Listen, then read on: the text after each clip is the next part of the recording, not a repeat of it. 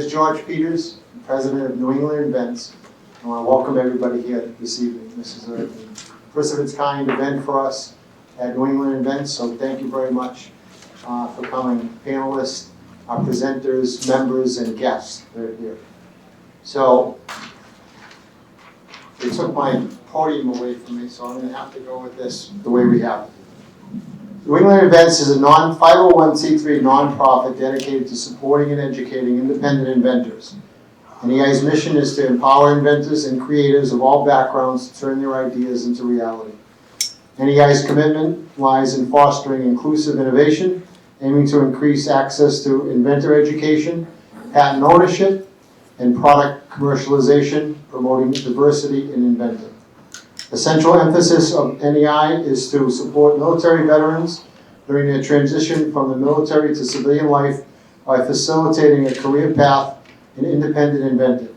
We are thrilled to have some of New England's military-affiliated members here tonight to pitch their products.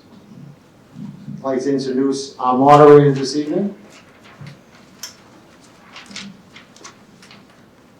An M&A and emerging growth lawyer at Morse, Peter Cifichiello, thank you very much. I was close. Guides clients on mergers and acquisitions, venture capital, financing, and corporate governance matters for startups. Prior to law school, Peter served as a surface warfare officer in the United States Navy aboard the USS Denver, deploying twice in support of both Operation Iraqi Freedom and Operation Enduring Freedom. During his service, Peter attained the rank of Lieutenant Commander and was awarded 2 Navy Marine Corps Commendation Medals and a Navy Marine Corps Achievement Medal. Peter, I hand it over to you, our moderator. Nice hand for Peter, our moderator.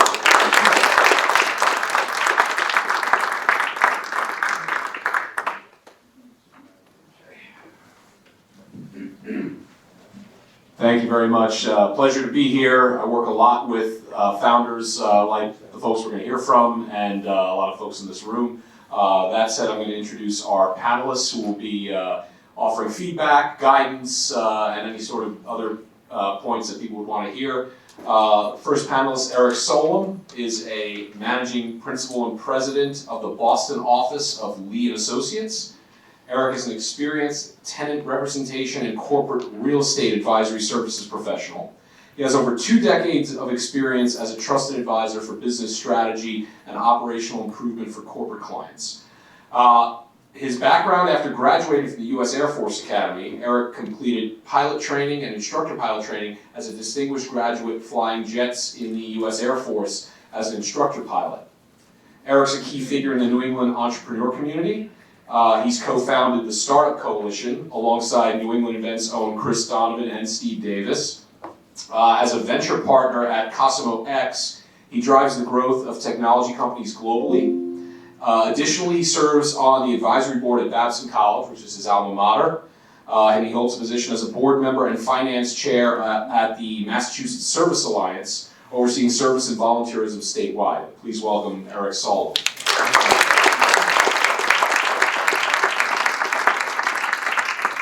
Also, all-around great guy. Thanks, Steve. Our next panelist, Rob Arndt. Rob is a 14-year veteran of the Marine Corps and a founder and CEO of BufferSprings, a proud service member disabled veteran-owned business. Since transitioning from military service, Rob has spent the past decade partnering with some of the smartest organizations in the world, ranging from innovative startups to Fortune 500 companies, federal contractors, government agencies, and educational institutions, building effective military veteran and diversity recruitment programs, as well as compliance initiatives. Rob and the BufferSprings team leverage a vast array of insider connections, cutting-edge HR technology, and expansive online communities to build a military effective program at intelligent companies across the nation. Rob is also very connected to the military-affiliated entrepreneur and small business community and loves connecting great veterans to the people they need to know. Please welcome Rob Arndt.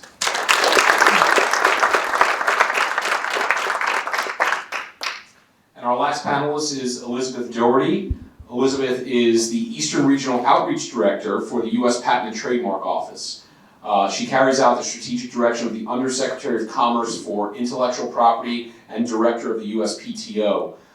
She's responsible for leading the USPTO's East Coast stakeholder engagement.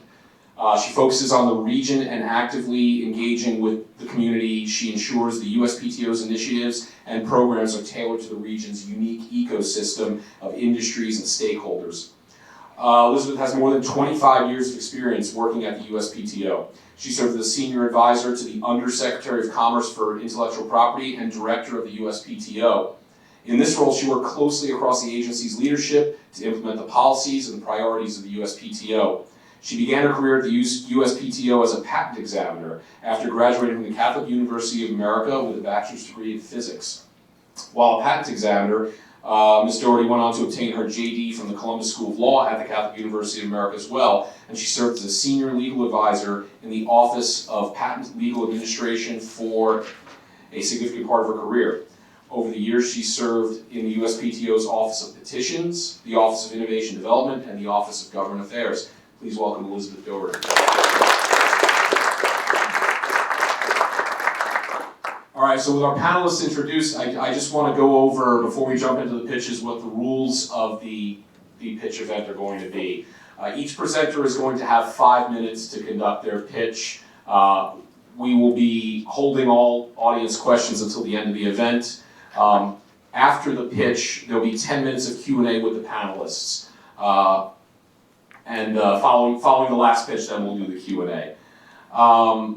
And with that, I think we're going to roll into, is Breezy on the line? She's on the line. Okay, so I'm going to step over here, and I'll introduce our first presenter, Breezy Grenier of South Coast AI. So Captain Grenier is a post 9/11 Coast Guard veteran. She's been honorably discharged from with the rank of E4, serving as a food service specialist 3rd class. As the founder of South Coast AI LLC, she integrates machine learning technology into submersibles, ROVs, and underwater robots, if anyone's wondering what submersibles are. They're used for application search and rescue, port security, ocean exploration. She's motivated by her Coast Guard experience and commitment to environmental sustainability. She actively addresses plastic and toxin pollution in the oceans. She's recently earned the Maritime Sustainability Passport for NAMEPA. Following the loss of her parents, Captain Grenier joined her local volunteer fire department, discovering the need for accessible technology in underwater search and rescue, a gap she aims to bridge through her innovative ventures. South Coast AI's product is a remotely operated vehicle submersible that employs integrated AI technology to support marine first responders in underwater search and rescue efforts. This solution aids these teams by minimizing response time and alleviating personnel demands regardless of environmental conditions. The product was recently awarded 2nd place in the University of New Hampshire's Pompeia Entrepreneur competition. Entrepreneur, is that how we say it? Entrepreneur competition. Please welcome Breezy Grenier of South Coast AI.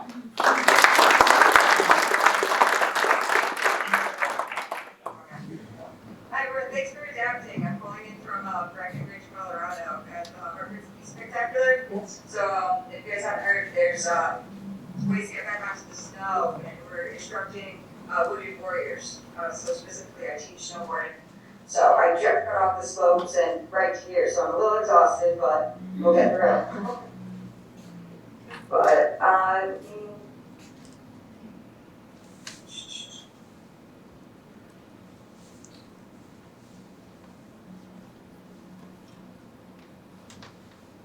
right, are you able to see the screen? Yep. Yes. Yeah. All right, so I'm going to start the clock now, if that makes sense. Okay, so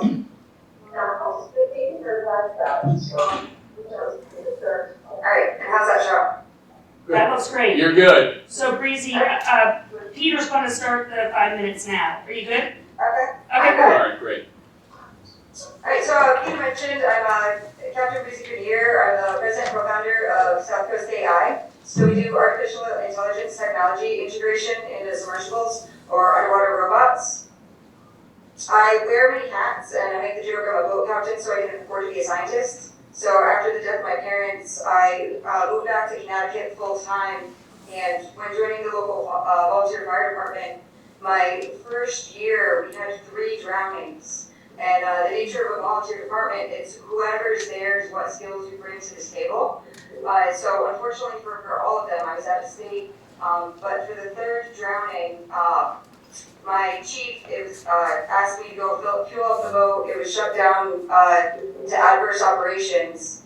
And on my way back, I decided to run a trap line to see if we could find the drowning victim. And I found him within 1.5 trap lines, or less than 8 minutes. So what kept going through my head is, if I was home, would we have found him? Would I have been able to bring him back to life? And that's when I really realized is, even though we have all the sonar capabilities, a lot of people don't know how to use it, and especially as first responders, when we're using sonar to locate drowning victims, we don't have time for post-processing. We need to see it immediately, and it is very difficult. So that's what we're trying to bring to the table, is having this automated ROV. We want to have it as easily deployable as AED. You might have seen them on the wall for heart attacks. We'd be able to throw it in the water to locate drowning victims. A huge problem, if anybody who did in the rescue, you might have heard of the golden hour. The reality is we only have 15 minutes really to locate a drowning victim to hopefully bring them back to life. And with volunteer teams, we have to go to the rescue location, then we have to go to where we're searching. So that takes a lot of time. Personnel, we're already required so much training. There's really not much time to have as much as we'd like. And it's who shows up is what is brought to the table.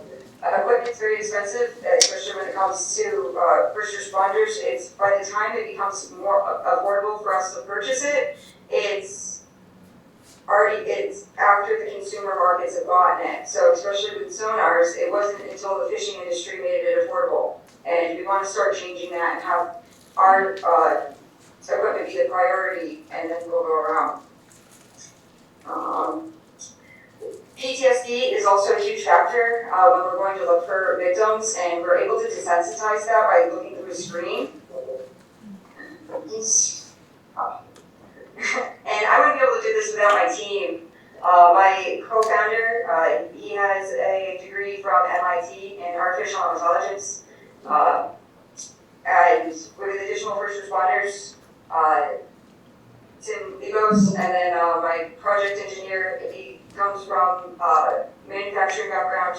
He has a family-owned business where they create amphibian and reptile heating elements and habitats, so he'll be able to be there for the production process.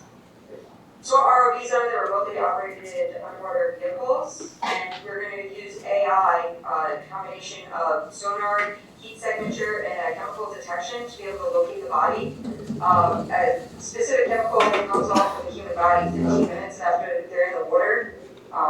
So we're kind of using what cadaver dogs use to be able to locate the drowning victim, so we can do it much more efficiently with AI.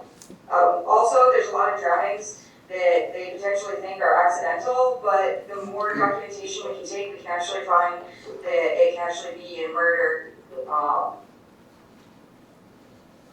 So we're trying to make something that's affordable. Most departments don't have access money, so if we can get it less than $2,500. And the key is easy to use with little to no training, because it really depends on who shows up. We want to be able to throw it in the water and have it ready to go. Got about a minute left. There's a great market for search and rescue robots, and it's been predicted growth over the next 3 years to over 7.5%, and we're already getting departments requesting the ROV. I was at the Hartford Boat Show, and I was just playing with the ROV that I use for work, and you give them a remote control, and they're able to use it. So that's our target customer. And our competition, all of them are much more expensive, and the ones that are in our price range, is sonar only, or they only use the AI for identification. And I think my time might be up. Just about. Yeah. If you want to wrap it up, you wrap it up. Give 30 seconds just to wrap it up. Sure. So what we're really doing is looking for funding to have our prototype launched. We have everything in place, and we're really focusing on making it made in the U.S. with U.S. parts. There's a factory that's being built in Massachusetts that's going to be using these sonar components. Right now we're getting them from Italy, and the technology that we're using is actually being pushed in high schools, the Arduino systems. So it's already readily available, and we're just putting it together. And connecting the dots and putting it forward. So. All right. Thank you, Breezy. Thank you very much.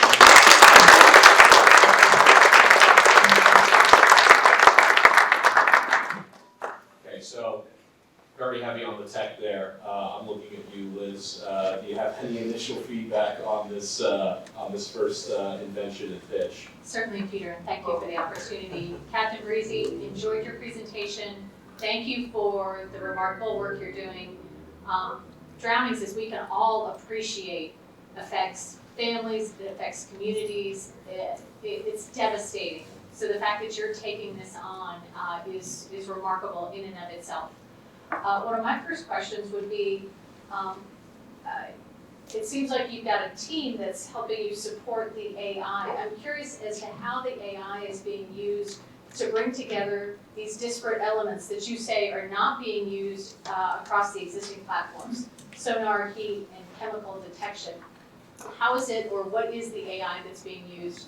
But then I also have a secondary question, if I have the liberty to ask a second one, and that, of course, as you might expect, is what is your IP portfolio? Do you have intellectual property protection in place? And if so, what's the status of that intellectual property, and how are you hoping to use it to move this forward? Sure. So for the first one, with AI, a lot of problems is we have the technology, but we don't know what to use it for. So we're using coding in algorithms that already exist, and we're just putting them together in a different manner specific for SAR. A lot of visual identification that's being used isn't the best for underwater. So with sonar, it's very difficult for most humans to be able to go through and say, okay, this is a body, because a body doesn't look like a body. It's easy to find hard objects such as cars, snowmobiles, anything else in structure. But when it comes to bodies, even fish are much easier to identify than a human body.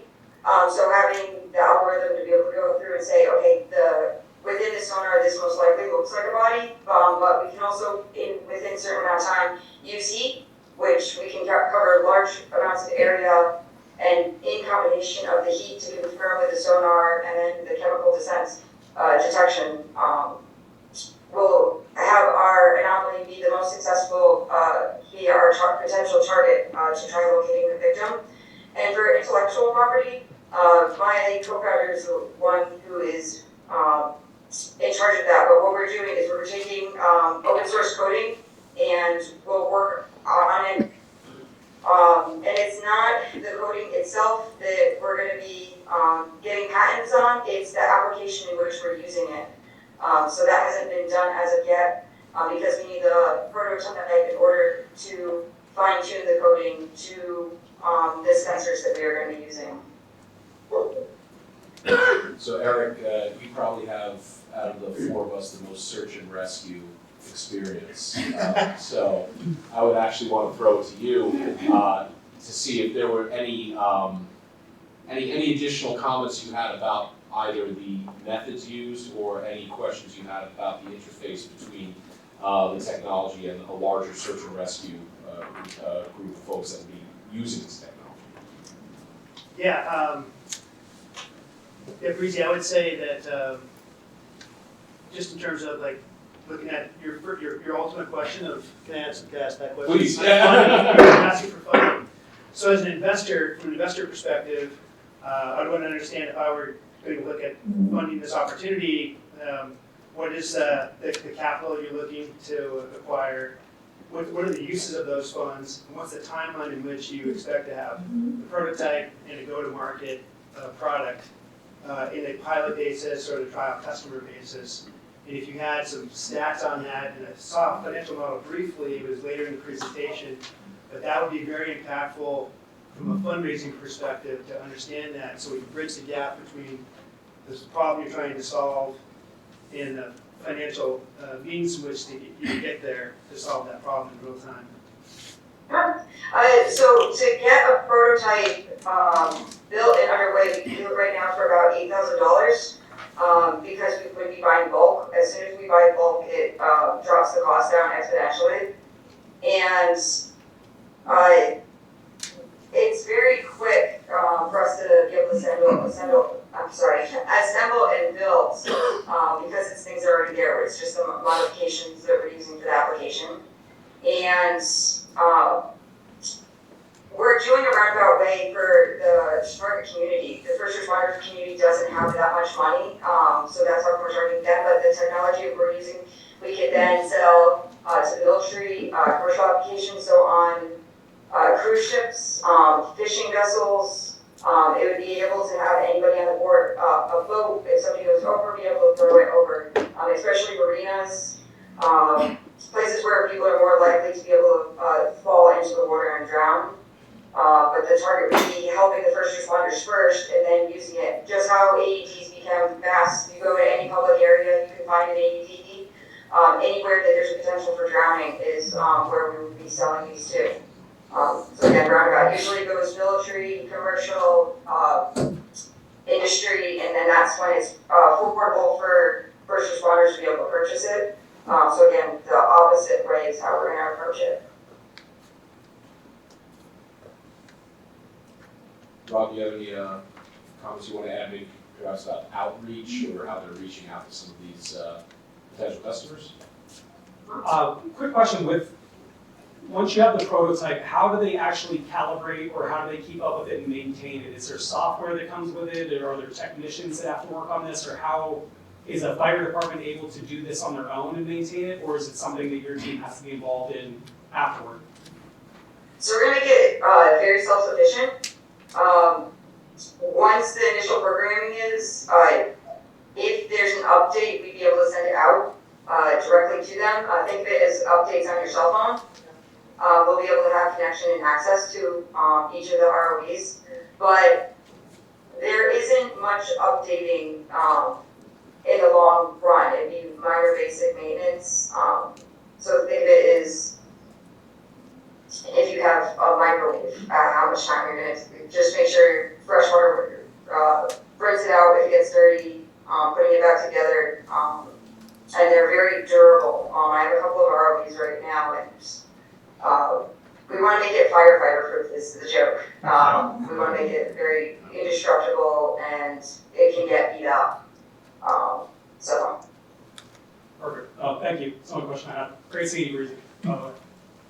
Okay, we've got a few more minutes on this one. I just want to give each one of the panelists an opportunity to offer some feedback about the presentation itself. Because one of the reasons we're doing this is for the entrepreneurs to get a little feedback on how we can make this a little tighter, points you'd like to hear more of, maybe something you'd like to hear less of. So I'll go down the line here and let each one of the panelists give some feedback in that regard on the presentation itself. So Liz, we'll start with you. Sure, happy to. So Breezy, again, great job. Enjoyed your presentation, enjoyed the presentation of your materials. I would like to see a further delineation, further breakdown of how you're distinguishing your product over that of the existing products. You touched on it, we talked about it here in the Q&A, but I'd like to see that more clearly called out in your presentation. I'd also like to see, if possible, and I know you're looking to raise money to build your prototype, I'd love to see a video of the prototype once you've got it in hand, a video of the prototype actually doing this work. I think, a picture's worth 1,000 words. A video is probably worth 10,000 words. So I think that could really take it to the next level. Yeah, Breezy, great presentation. Certainly an impactful area to leverage your expertise, which is certainly noteworthy. And as a scuba diver myself, I have great respect for anybody that does search and rescue. I would say, in terms of, again, like trying to achieve your overall objective, you could perhaps move that up front to the beginning of the presentation as you set the problem that you're trying to solve, and then present, or at least preview, this is what I'm going to be asking for. So you can set that up at the beginning, then end the presentation with that ask, and then have support for it. And then have some milestone-based objectives that you're trying to accomplish with a timeline that would give an investor an idea of like, okay, if I invest X, I'm able to see certain milestones accomplished over a certain period of time. Many entrepreneurs are going to want to certainly raise 18 months of capital up front, if at all possible. The last thing as an investor is for somebody to run out of cash before then. So that would be, I think, a meaningful way to sort of think about your presentation. But overall, very impactful. Great job leading in with a personal story and tying yourself in kind of the distance you've traveled to get to this point. So I love the personalization of it. Also, the alarming and the attention gainer in the beginning that only 4% of people drown in an ocean when that makes up the majority of the water in our planet. That was pretty alarming to me to see that on there. But so I'll keep swimming in the ocean, I guess, only 4%. So good to know, good fact for life for myself. For the ask, we're $8,000 does not seem like a large amount of money to ask for in this. So if that's the only thing blocking from the prototype, as Eric said, you may want to look at other capital, what you're going to do with that, and have a run rate of 18 months at the end of that. But what else can you do with that? Or how are you going to bring this to market? Where you have a lot of technical talent on your team, however, where our sales and operations are bringing these people out to try to find money, whether it's outside investment or if it's defense innovation funding like CIBR in different funding like that, where you can bring it to a military application. So that's the only thing that I would look at is who's bringing the business to the world outside of just the technology standpoint. But other than that, great job. I know that you and I worked together in Bunker Labs, and this is a ton of progress from the last time that I saw you present on here. So fantastic job. Anything else from panelists? Thank you very much. Thank you very much, Breezy.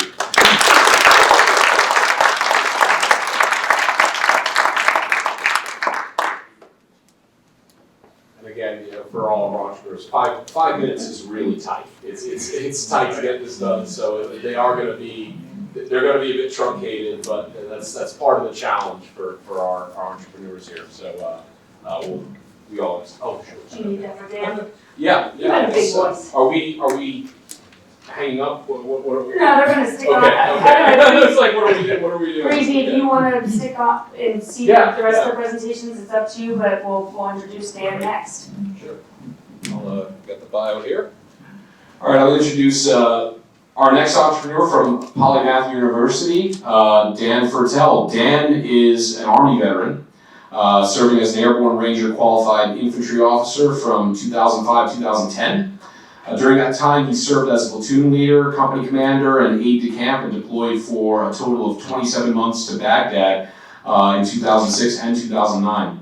Over the last 15 years, Dan's worked in tech startups and nonprofits in strategic and operational roles. He's also served as an elected official in Somerville School Committee for 6 years. Most recently, he served as CEO of the Pat Tillman Foundation, which we all know, dedicated to empowering remarkable military service members, veterans, and spouses as the next generation of public and private sector leaders. During his 4 years as CEO, Dan grew revenue by 40%, built and launched the Tillman Leadership Institute, and was twice acknowledged for creating a culture that made the Pat Tillman Foundation a top 10 nonprofit to work for in the country. Dan left that role this past summer to build Polymath University with a group of Tillman scholars designed to address a crisis in higher education in this country. Polymath University is revolutionizing higher education with a unique approach. At Polymath, students alternate between interning and apprenticing 3 days a week with employer partners and dedicating 2 days to studying, working towards a debt-free accredited bachelor's degree in just 4 years. Polymath University is initially launching in Chicago before expanding its innovative model to cities nationwide. Please welcome Dan Futrell.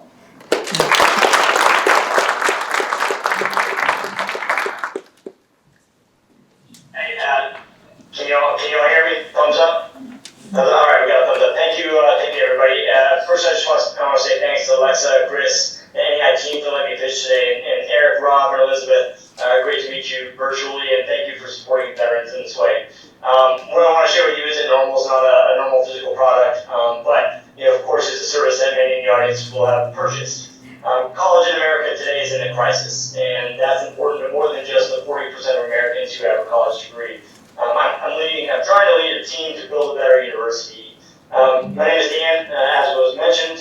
Until I was 6 years old, I grew up mostly in foster care. My mother struggled with substance abuse and was in and out of jail, which meant that for me, I got to bounce around between different foster families. When I was 6, they located my dad, who took me in and raised me from there forward. And earlier this year, he retired after 49 years at a factory that produces housing insulation. If you've ever seen the pink cotton candy, squishy looking stuff, that's what he made from Owens Corning.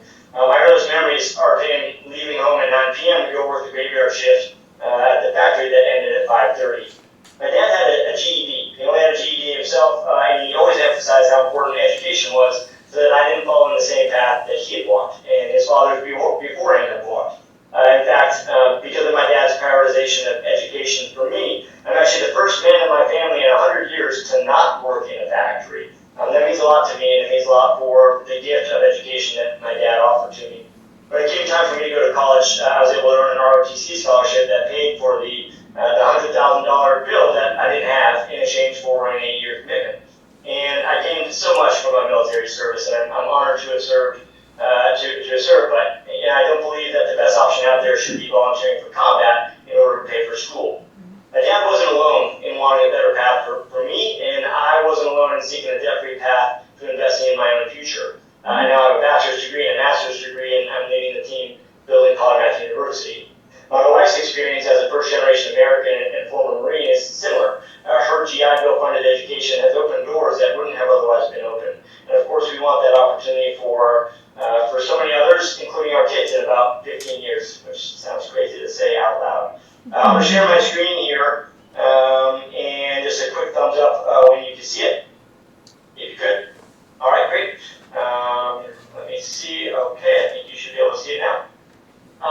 Whoa. Sorry, screen management 101. My apologies.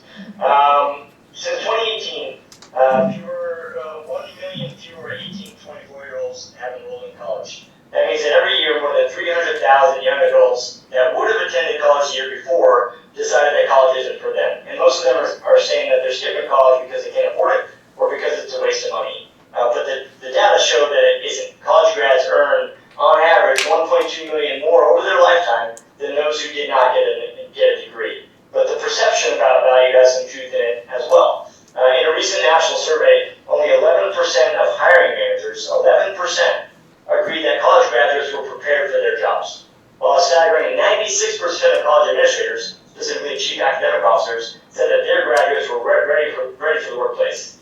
All this highlights a crisis that higher education is in today. Universities and colleges overcharge and underprepare students for the workplace in the world, and that's why we're building a new school, Polymath University. I'd like to tell you a little bit about what that's going to be like. Polymath University will bring together 3 common sense innovations. First, range in majors that builds polymaths. We'll get more into that later. Second, real-world apprenticeships. And third, remotely delivered courses to same-city cohorts. First, range in majors. Students at Polymath University will study 3 unrelated majors. They'll pick one from each of the buckets that are in front of you here. Imagine data science, marketing, and philosophy, or as you see here, business, political science, and philosophy. Studying 3 non-adjacent topics or developing themselves as polymaths has been proven to enhance creativity and complex problem solving. Second, real-world apprenticeships. Students at Polymath University will work as apprentices for 3 days a week and study for 2 days a week in order to apply their classroom learning in a real-world setting.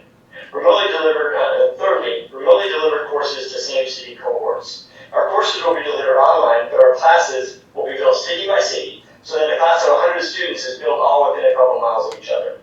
Twice a year, students will come together for an immersive, 1-week in-person experience. We don't want to give up on the in-person collaboration that we know is key to learning and performance. Outside of class, our students can build study groups and social relationships that are only a T-ride or a bus away. As you heard in my intro, I recently concluded 4 years of service as the CEO of the Foundation. I'm building Polymath University with 9 Tillman scholars, all veterans and military spouses with PhDs, so I'm absolutely the least educated in the room. And a gentleman named Dr. David Staley, he's a professor from Ohio State who conceived of the idea of a Polymath University in his book, Alternative Universities. We're in our first 6 months. We've been building the plan and talking with city and university presidents, CEOs, and hiring managers of large and small companies, as well as professors and prospective students. We'll spend the first half of next year seeking funding partners as we build curriculum and employer partnerships. We'll be seeking a total of $3 million towards personnel and technology costs, and we're up to welcoming our first students as early as fall of 2026. I look forward to any questions you have, and really, thank you for your time, thank you for letting me present like this, and thank you for your service.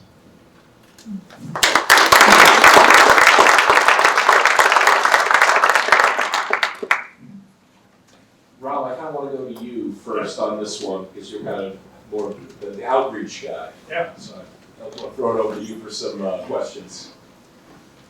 First one, as far as accreditation, is Polymath U accredited, or what is the path to getting to accreditation first? Because there's a lot of degree mills, there's a lot of noise in the education space, but how are you separating for having, the equivalent that they need? Yeah, great question. First, just to make a point that was implied there, we are a nonprofit, not a for-profit That's my next institution. question. I saw that. There's 5 different paths to accreditation, and that includes ignoring it completely and just being accredited by the market, not the path that we want to choose. And on the other end of the spectrum, securing $25 or more million to do nothing but build for 5 or 7 years until we can get accreditation. That's not a realistic model either.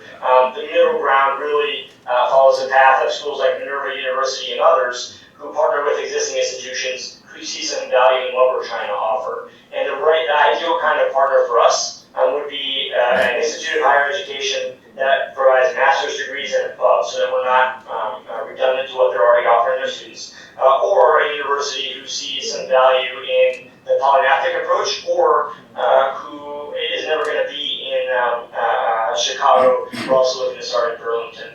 I've got conversations going with National University in San Diego, Presidio Graduate School in San Francisco, American International College in Springfield, Mass. I'm trying to outreach to Vermont College of Fine Arts right now in Montpelier. So there is a path there. It's going to take some time. I think for the first 5 to 7 years, the degrees that we'll be able to offer, and clearly we have no students yet, the degrees we'll be able to offer will have 2 names on the bottom. And one is our university partner, who has underwritten the accreditation and ensured quality control, and us until we earn the right to stand alone. Got it. And then follow-up question, and great answer to that. So, and obviously you thought through that. For the apprenticeships, is this something going through like DOL registered apprenticeships, or is this something where you're sparking collaborations with civilian employers or state agencies, whoever else, to create these? Yeah, my answer to that is both. I have a meeting next Thursday with some the regional folks with DOL. That being said, I'm on a path right now to do 100 market research interviews with employers, and there is a robust scene over the last 10 years. The amount of registered apprenticeships with DOL has doubled up to almost 250,000, and they just about recovered post-pandemic back to their high, and I think it was 2019. So there's plenty of opportunity out there, but there's, more importantly, momentum behind that model. And I see Polymath University as developing partnerships directly with those employers so that their voice is represented in the curriculum that we're offering. And that's an important piece that I'd say is probably not as represented in today's traditional model of higher ed than it ought to be. Agreed. Great answer there. And we'd love to collaborate with you and connect after the dust settles from this, because we do work with employers that I see value in making those connections.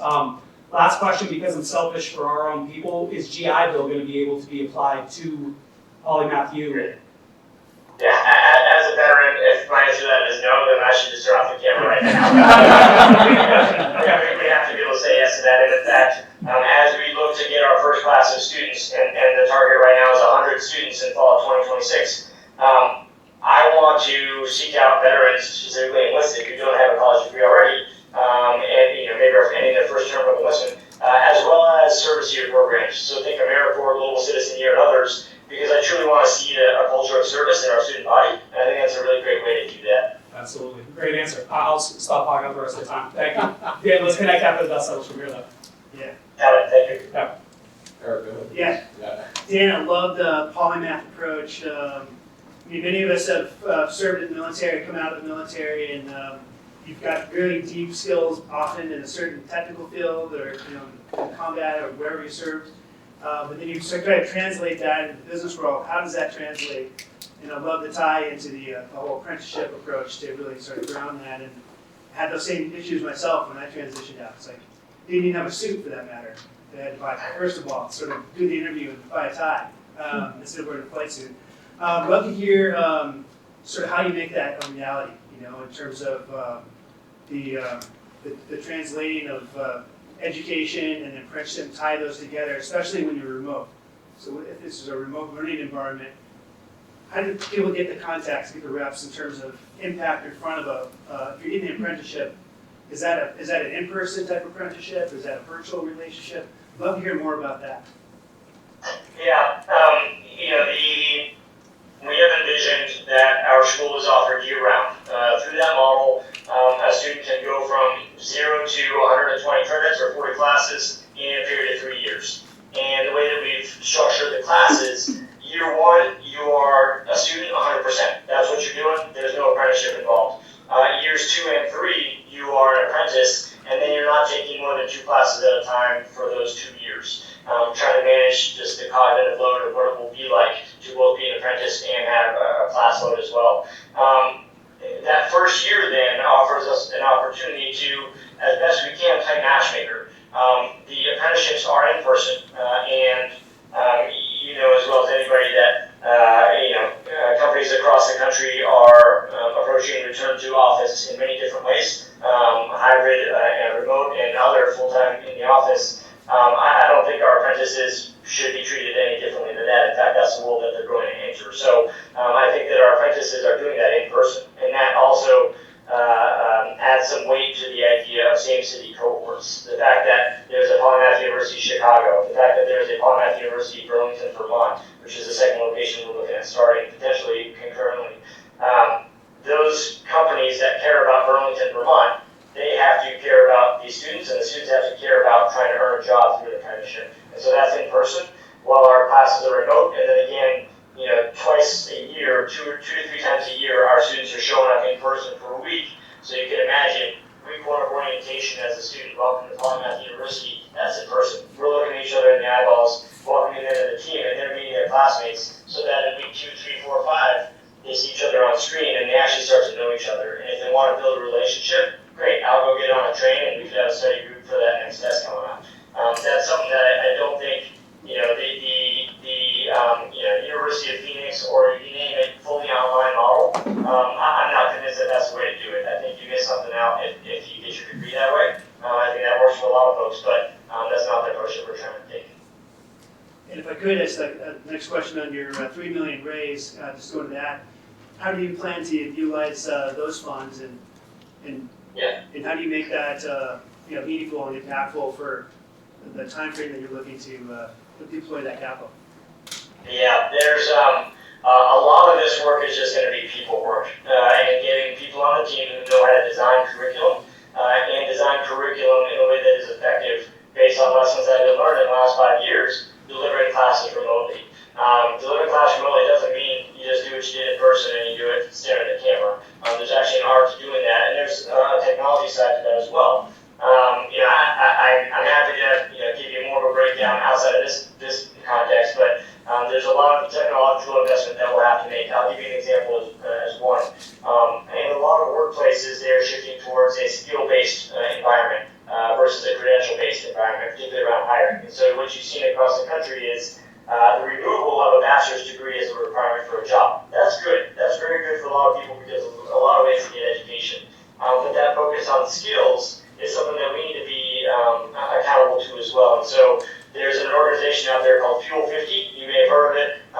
They serve companies, large companies like Fidelity and others, where they look at a large workforce's employee base and help them build skills. And they've got, 100,000 different skills named in their platform, and they have a mechanism to assess people and show when they grow a skill. So you can grow, my skill is data analysis, or critical thinking, or communication, or project management.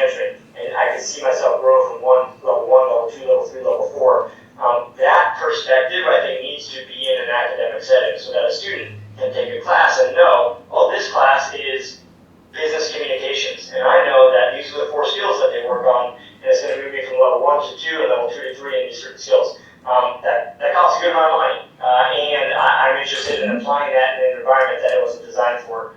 Probably will cost some more money. So there's both a personnel side for accreditation consulting, for curriculum design, and pedagogical expertise, as well as a technological investment. Thank you. Dan, thank you for your presentation, thank you for your service, and thank you for taking on this crisis. I think we all recognize that cost and there's so many issues right now facing our education system, and you've really chosen a large problem to try and wrap your arms around. So I'm impressed, I'm amazed, and I'm challenged by it. I'm curious.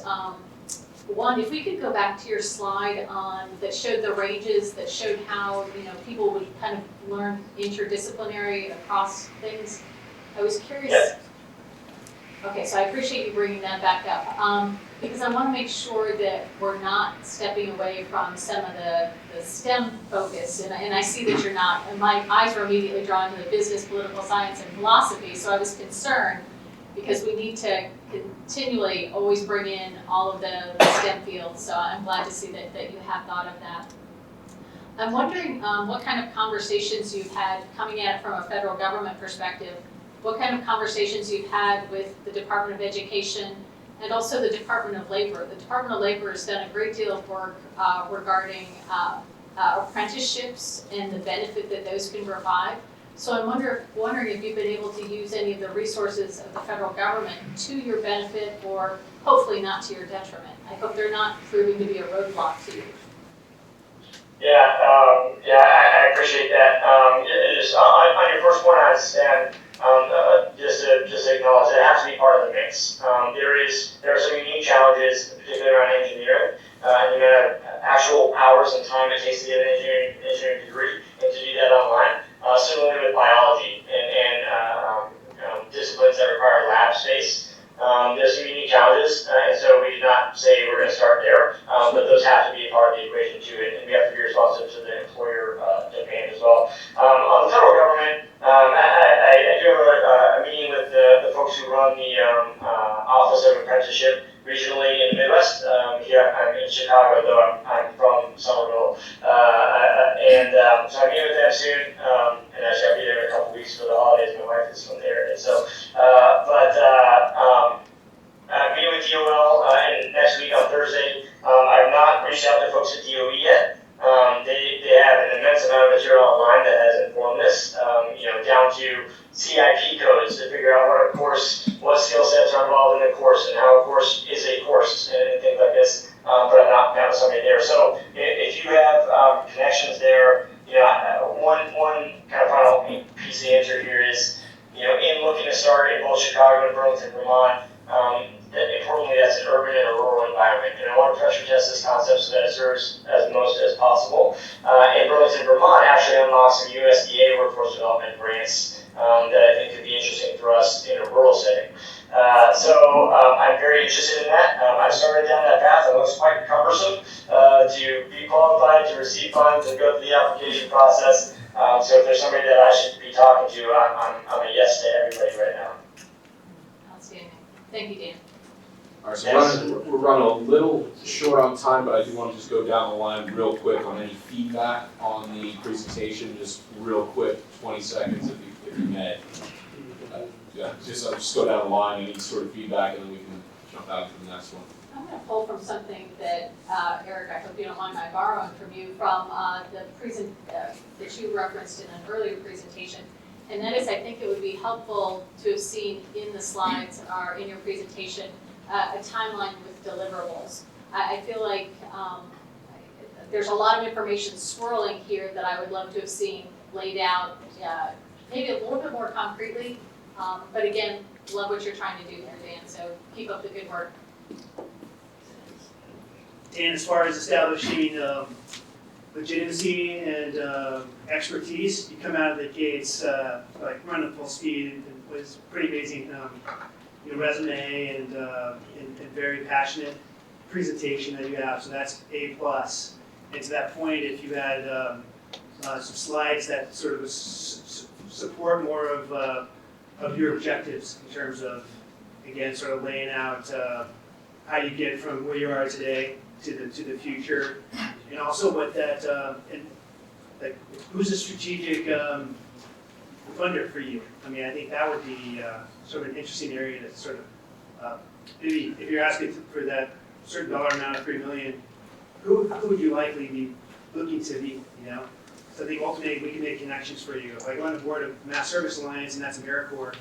And AmeriCorps, it's like you don't serve military, serve in AmeriCorps. You know, so there's some connections there. So that's great if you'd sort of establish that, and we can certainly help you on that front. But overall, I think very, very impressive presentation verbally. Agree with both the other panelists on here. It's a huge problem. I'm glad to see that one of our own is serving this problem, and our educational system needs to be disrupted. And I'm glad to see that a veteran is doing that. As you only comment, I know you've been in the education space and working with Tillman Foundation and everything else. There are a lot of educators that don't have the best reputation when it comes to working with veterans if you're working specifically in there. So only letter I give you a caution, just be careful what educators you work with and see how they're perceived by your veteran audience, because you could be guilty by association in a good way or a bad way depending on who you partner with. But other than that, great presentation and looking forward to seeing where this goes. Yeah, it's great feedback, Rob. There are definitely some bad actors in the space, and it's very important for veteran entrepreneurs to be aware of that.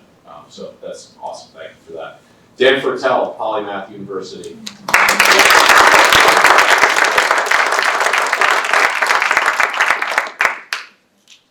All right, so our next presentation, should I just come up there? Our next presentation is actually a pre-recorded presentation.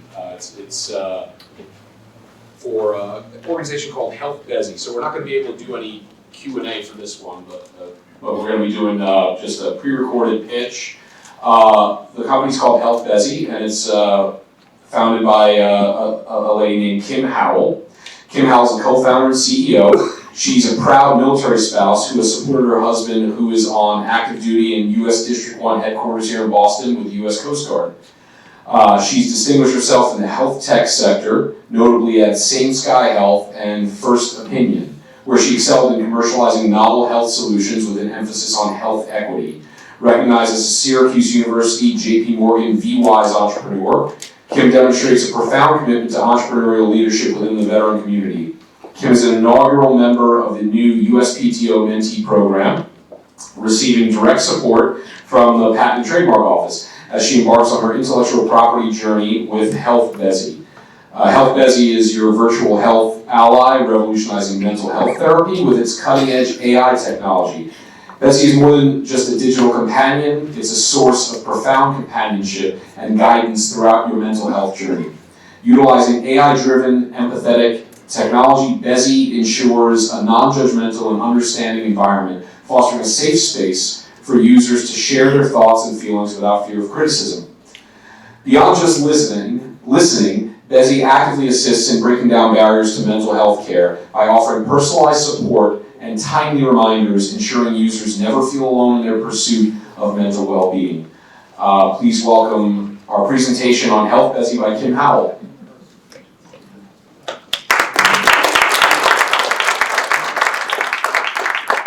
So just quickly, just to sum up, Kim really wanted to be here, but she was invited by Techstars to pitch tonight. Techstars is a really big deal, and she was trying to move things around, but she's in Cambridge right now pitching to Techstars. So she pre-recorded this presentation for us, for this community, because she's, as Peter pointed out, a very proud military spouse and really believes in this community and wants to do everything she can to contribute to it, support it, and be part of it. So let me play this video for you all. Hi, I'm Kim, a military spouse and CEO and co-founder of Health Bezzie. Our vision is to provide individualized, privileged health and wellness experiences for everyone. In this military lifestyle, even though it's completely normal for us, moving every 2 years or so can lead to inconsistent healthcare access. I experienced this firsthand, struggling to understand the root causes of my health problems and increasingly feeling judged, alone, and confused in my healthcare journey. So I started tracking everything. I wore all the wearables, and I added personal context to give color and my flavor to my healthcare story. But the rubber didn't really hit the road for me until I met my new primary care provider, who became an ally, a true ally in my healthcare. She listened, she understood, and she created an individualized experience that helped me find my way to health and happiness. This past year, both my son, a D1 college athlete, and my husband, who's active duty in U.S. Coast Guard, faced significant health challenges at the same time. As both the mom and Don, and also the chief medical officer of my house, I knew what needed to be done. But without teleportation or technology, I knew there was no way to scale the kind of allyship and support needed to help my family embark on productive healthcare journeys. Enter Help Bezzie.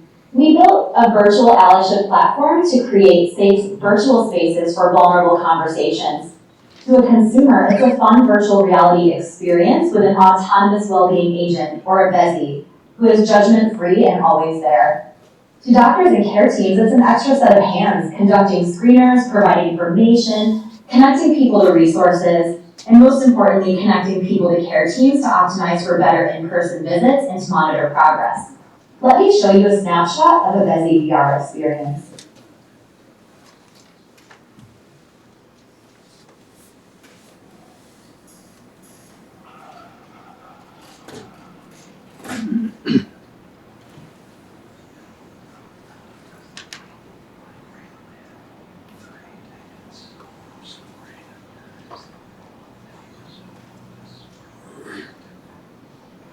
Hey Marcus, I'm Jack, your health economist. How can I support you today? Any health concerns or goals you'd like to chat about? It's really the best. I just got out of service and I don't know, I'm just having a really hard time with it. I'm sorry to hear that, Marcus. Transitioning from a service can be tough. Can you tell me more about what you're experiencing and any specific goals you have in mind?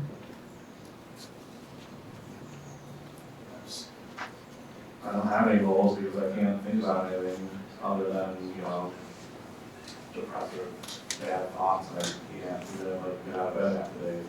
I definitely struggle, so for sure. I understand how overwhelming it can feel, Marcus. Let's start by addressing your depression. How often have you been bothered by having little interest or pleasure in doing things over the last 2 weeks? All the time, like every day. I see. And how often have you been bothered by feeling down, depressed, or hopeless over the last 2 weeks? Every day, yeah. Thank you for sharing that, Marcus. It's important to acknowledge what you're going through. Let's work together to come up with some goals to improve your mental well-being. What are some areas you'd like to focus on? To, I guess, talk to a professional around this. That's a great goal, Marcus. Talking to a mental health professional can provide valuable support. I can help you find resources in your area or connect you with a helpline. Let's make a plan for reaching out to a professional.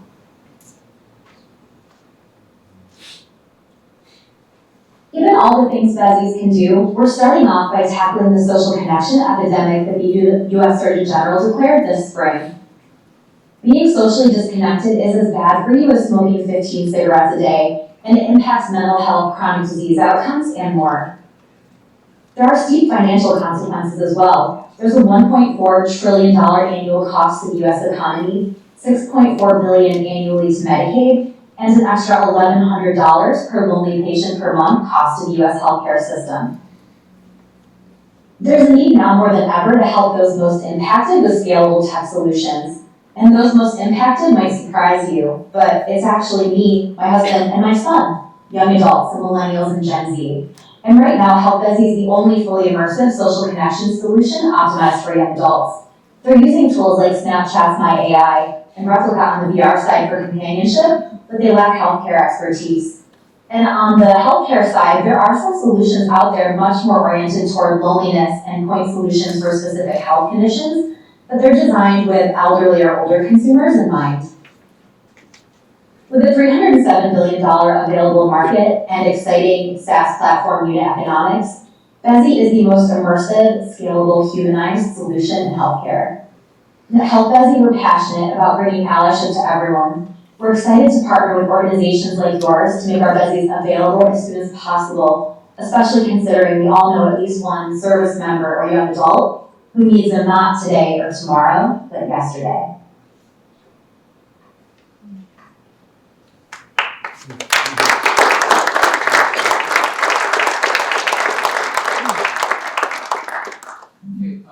I was going to say, maybe without the entrepreneur here, I think it might be beneficial though for our panelists maybe we can go down the line and maybe give us one point that you really enjoyed about the presentation, something really resonated with you, and then maybe offer either a concern you have or some feedback that you think would be constructive. And I think it would be beneficial for the audience to hear that. And I'll also record it and, Oh, yes, and give it to absolutely. Kim. Yeah. for Sorry, afterwards. forgot we So, were yeah, doing that. Absolutely, yeah. Forgot we were doing that. No, So I guess perfect. let's go down the line. So something you liked about it, that really resonated, and then a bit of feedback or some constructive criticism that you think she should be mindful of going forward. Certainly, happy to start. Kim, disappointed that you're not here with us, but please hope you're making the most of that opportunity with Techstars. We're rooting for you because you're taking on a very serious challenge and one that I think there's a lot of healthcare professionals, family members who have a role to play in addressing this. I appreciated that as part of your video for us, you provided a demonstration and immersive experience of what it feels like to use the Health Bezzie tool. I think that was very, very helpful to allow us to experience what a user would be experiencing. I'm making the assumption that this tool is still really in its infancy because I did feel like the interaction between the user and the AI was somewhat kludgy. The colors were dark, the responsiveness was slightly delayed. So I just feel like, I think there's a lot of refinements that can be made, but obviously I think the content was very good. And with that, I am curious with respect to the content and the responses that are coming from the AI that's engaging with the user, if those are being all defined and run through healthcare professionals, to make sure that we're asking the right questions and soliciting the right communication with this user who may be in a moment of crisis. Again, I think I enjoyed your personal story and how you can see this can help people of a variety of demographics and a variety of ages. So certainly appreciative that you've taken on this challenge.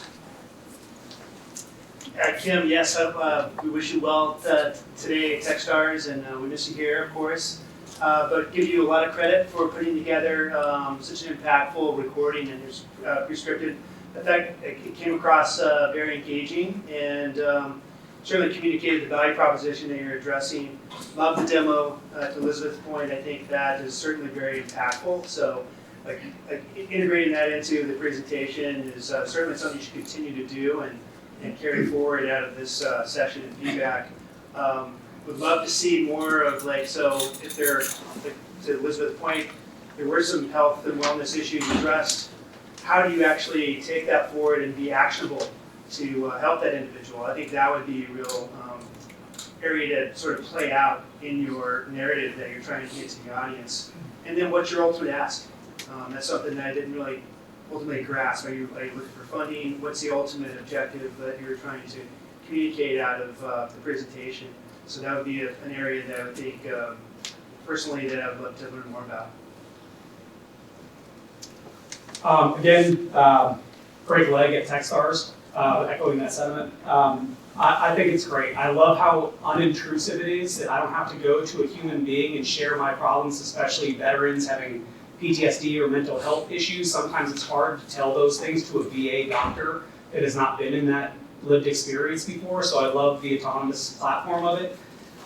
The questions or the responses from the bot seem to be the same thing that was on a form that I filled out in the VA the last time that I went to an appointment. So I'm wondering if it's being generated from that, if it's pre-canned responses, or if it's generative AI who's producing those responses. And I share some of the same concerns that Liz does, that how are we spot checking the information that's going to say a depressed, I guess you would call it patient. So a depressed patient or someone who needs immediate attention, how responsive is that AI going to be for that? Or how conclusive is the advice that the AI is giving, and where is that data bank coming from? Because there'll be a lot of concerns with that, whether it's white box or black box AI or what we can see, because that could be dangerous, depending on what's happening on the back end side of that. And we'd be interested to see the insights on that today, but it looks phenomenal. It's something that I would use. The only other thing that I saw that might be prohibited, where I don't know if this is a blocker or not, but do I need a VR headset to be able to do this? Is that something that Health Bezzie issues to me when I become a customer, or do I have to go buy one off the market and then download an app for it? So I just don't know how I can use that, but I would use it. So great job on the presentation. I'll also offer a little bit of feedback, Kim. Maybe I'm going to put the lawyer hat on for a second. First of all, I thank you for tackling this very challenging situation here in mental health, and I think the veteran community, we're really only just scratching the surface of the issue. So kudos for taking on this issue. One thing that I would offer you to be a little mindful of, there are a lot of these sort of virtual healthcare and counseling providers that are online, and one of the big challenges they have are related to nuts and bolts things like privacy, keeping personal information safe. Additionally, something to be mindful of, and I've given this advice to other folks in your space, how you vet the partners that are going to be assisting you with providing this type of counseling. The last thing you want is someone who's improperly credentialed, going back to these bad actors that we talked about earlier. If there are folks who don't have the proper licensing in place, and a lot of that is going to be state-run in different jurisdictions. So that is going to be an infrastructure challenge for you going forward. I'm not saying that to try to discourage you, I'm just saying it's something that you want to have tied off very consistently and be constantly looking at. So thank you very much to Kim Howard and Health Bezzie.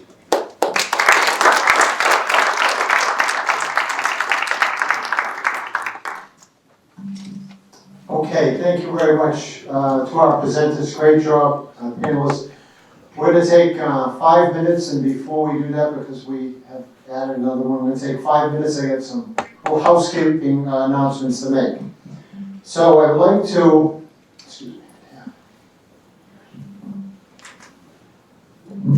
mention some of our supporters and sponsors that are here. First off, Edmund Technologies, Chris Brown, could you stand up, and their staff? Chris just stepped out. Come on, I know. We'll have to call him out when he walks down the hallway there, okay. Someone who's not here has been a great supporter of, certainly as UMass, and Representative Stephanie Guyot. She has left the evening, but she's always been a big supporter since day one, since New England Events came into the building. So I want to acknowledge Stephanie.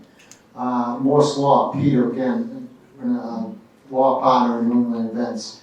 Enterprise Bank, Therese Leone is the vice president. She was our very first, Enterprise Bank was our first funding partner for New England Events. I want to give a shout out to Therese.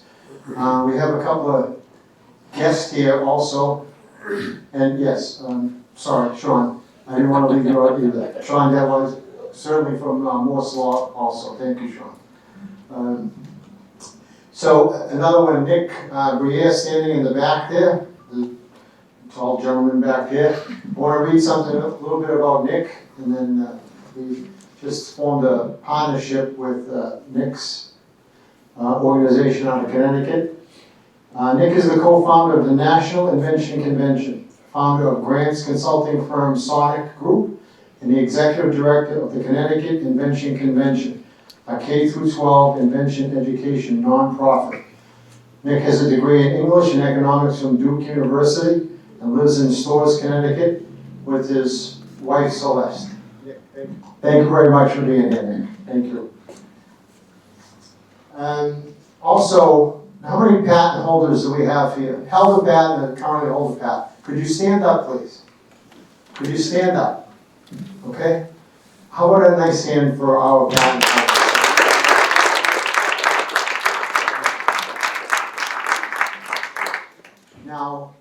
three military veterans in here.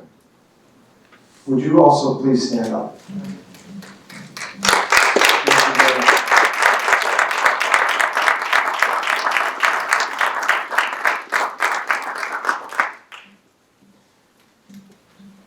I'd like to also, there's a Rick and Rosemary Obey right at the back with the beautiful flag display.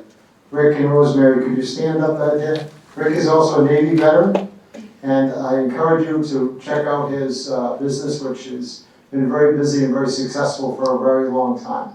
So Rick and Rosemary Obey, thank you very much for your service.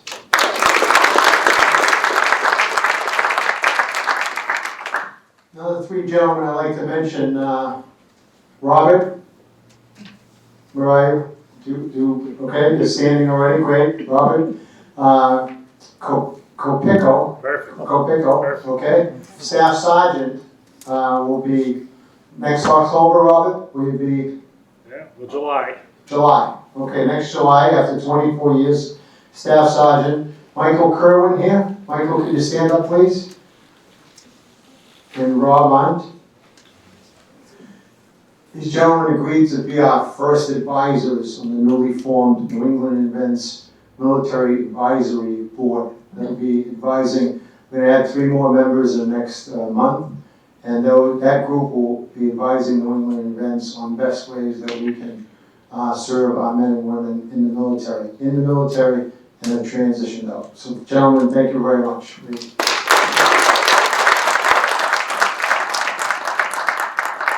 And the last thing, Bob, can you come up here for a minute, please? Okay. Bob is with HC Media, and he just told me something in the back, but I'd like him to tell everyone. I volunteer at Ruth's House, which is a thrift shop in Lafayette Square. Any veteran can get a free suit of clothes if they just walk in and tell them they're a vet and want a suit.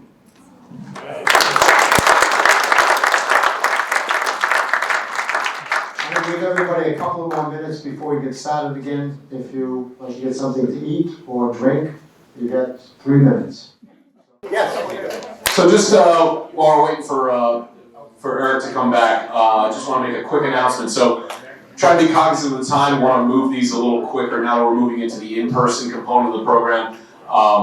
It is going to be, like we said earlier, 5 minutes. I'll be giving just a 1-minute warning when you're coming up to the end of that 5 minutes. And then for the 10 minutes of interaction with the panelists, I think what we're going to do is probably just keep it to what we did on the last one, which is just go down the line and the panelists give just something that really resonated, that they really liked about the presentation, and then a few points of constructive feedback, and then we can move on to the next entrepreneur, because we've got to get through 4 more of these, and we're going to try to keep them to a tight 15 minutes each. Does that sound good to everyone? All right, great. I'm pretty stoked for this next entrepreneur. As an amphib sailor myself, on board the USS Denver, Stewart Junge is a Navy veteran and owner of fiVO Design in Andover, Massachusetts. Another reason I'm stoked about this one is because I have wasted many a Sunday afternoon with that bag of screws and a piece of furniture and didn't get to watch any football because I was still assembling that cabinet at like 7 p.m. So Stewart was stationed with Assault Craft Unit 4 in Little Creek, Virginia, and assigned to LCAC 34. He was crew on a hovercraft and served as the gas turbine mechanic. He's a lifelong woodworker and carpenter with entrepreneurial spirit. Stewart started his own business post-military, growing from a mobile architectural millwork service to a custom cabinet shop, serving both residential and commercial clients for the past 20 plus years. Stewart manages the business with his wife, Deanna, who has a background in accounting. fiVO was recognized as Massachusetts Manufacturer of the Year by the Manufacturing Caucus.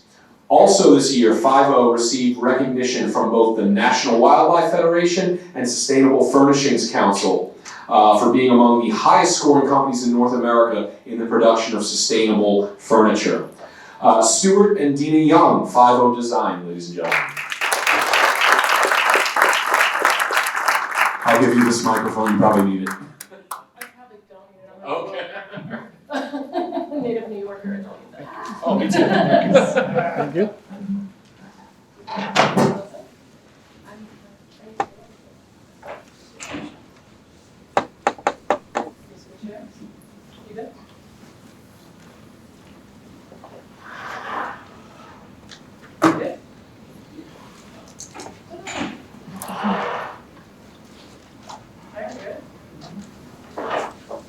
All right, I'm going to start the clock.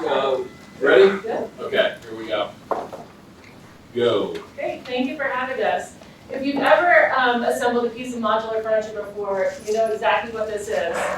The manual, the bag of hardware, and that Allen key that never seems to be just quite the right size. It's not fun, it's a frustrating process, right? And so people are typically buying modular furniture because they're looking for a convenient and inexpensive piece of furniture. They're looking for a quick fix, something that they need, like fast furniture right away today. But to the contrary, it's really anything but fast. So we have designed a line of furniture that assembles with no tools or hardware. It is durable, sturdy, sustainable, and built to last. So Stewart is going to show us how it assembles. So there's only one instruction to put our furniture together. The logo faces out, okay, and I'll come back to that. This is set at 25 inches for a child's desk. This is 30 inches for a standard sitting desk. This is 35 for standing or countertop. And for the tall people, we have height extenders that go up another 10 inches.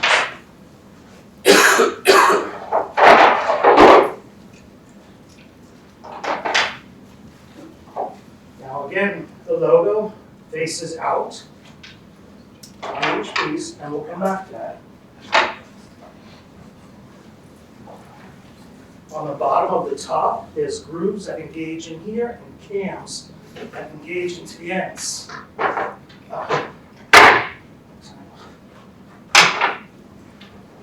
And just like that, in seconds, that's assembled. And it's 27 pounds, and we have over 500 pounds on here.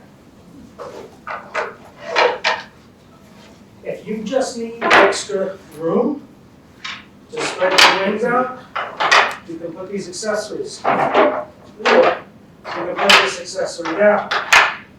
Okay? When the logo faces out, you create this condition where there's an open slot and a closed slot. When you create that condition, you can use the accessories.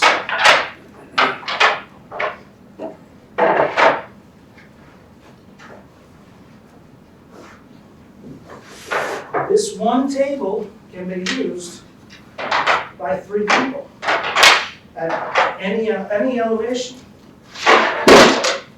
Just like that. Okay? When we filed the patents on this joinery, we coined it the infinity joinery system. You can link together for infinite in X, Y, and Z at any elevation. If you just need extra storage, you can pop these side shelves on.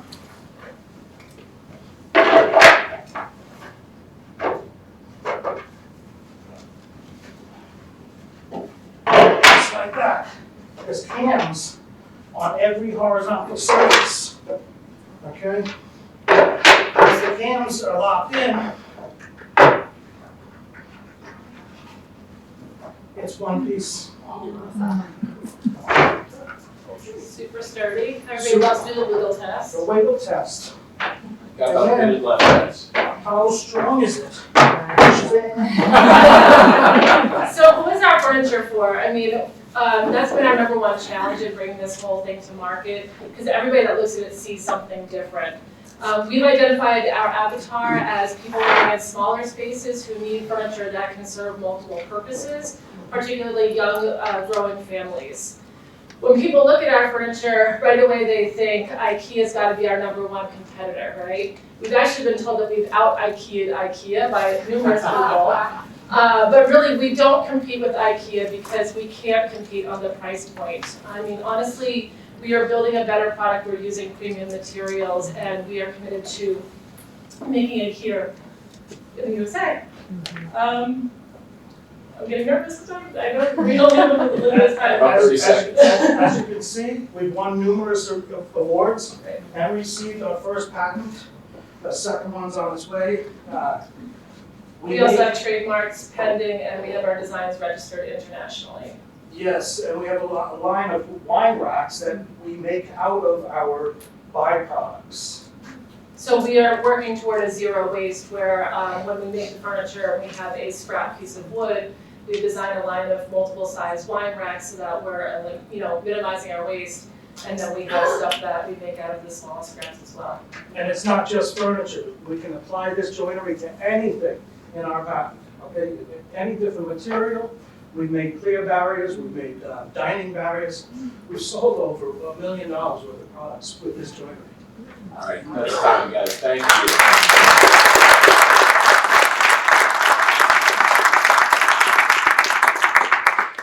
All right, so let's go down the line again. We're going to do something we really liked, resonated, and then some constructive feedback from each one of our panelists.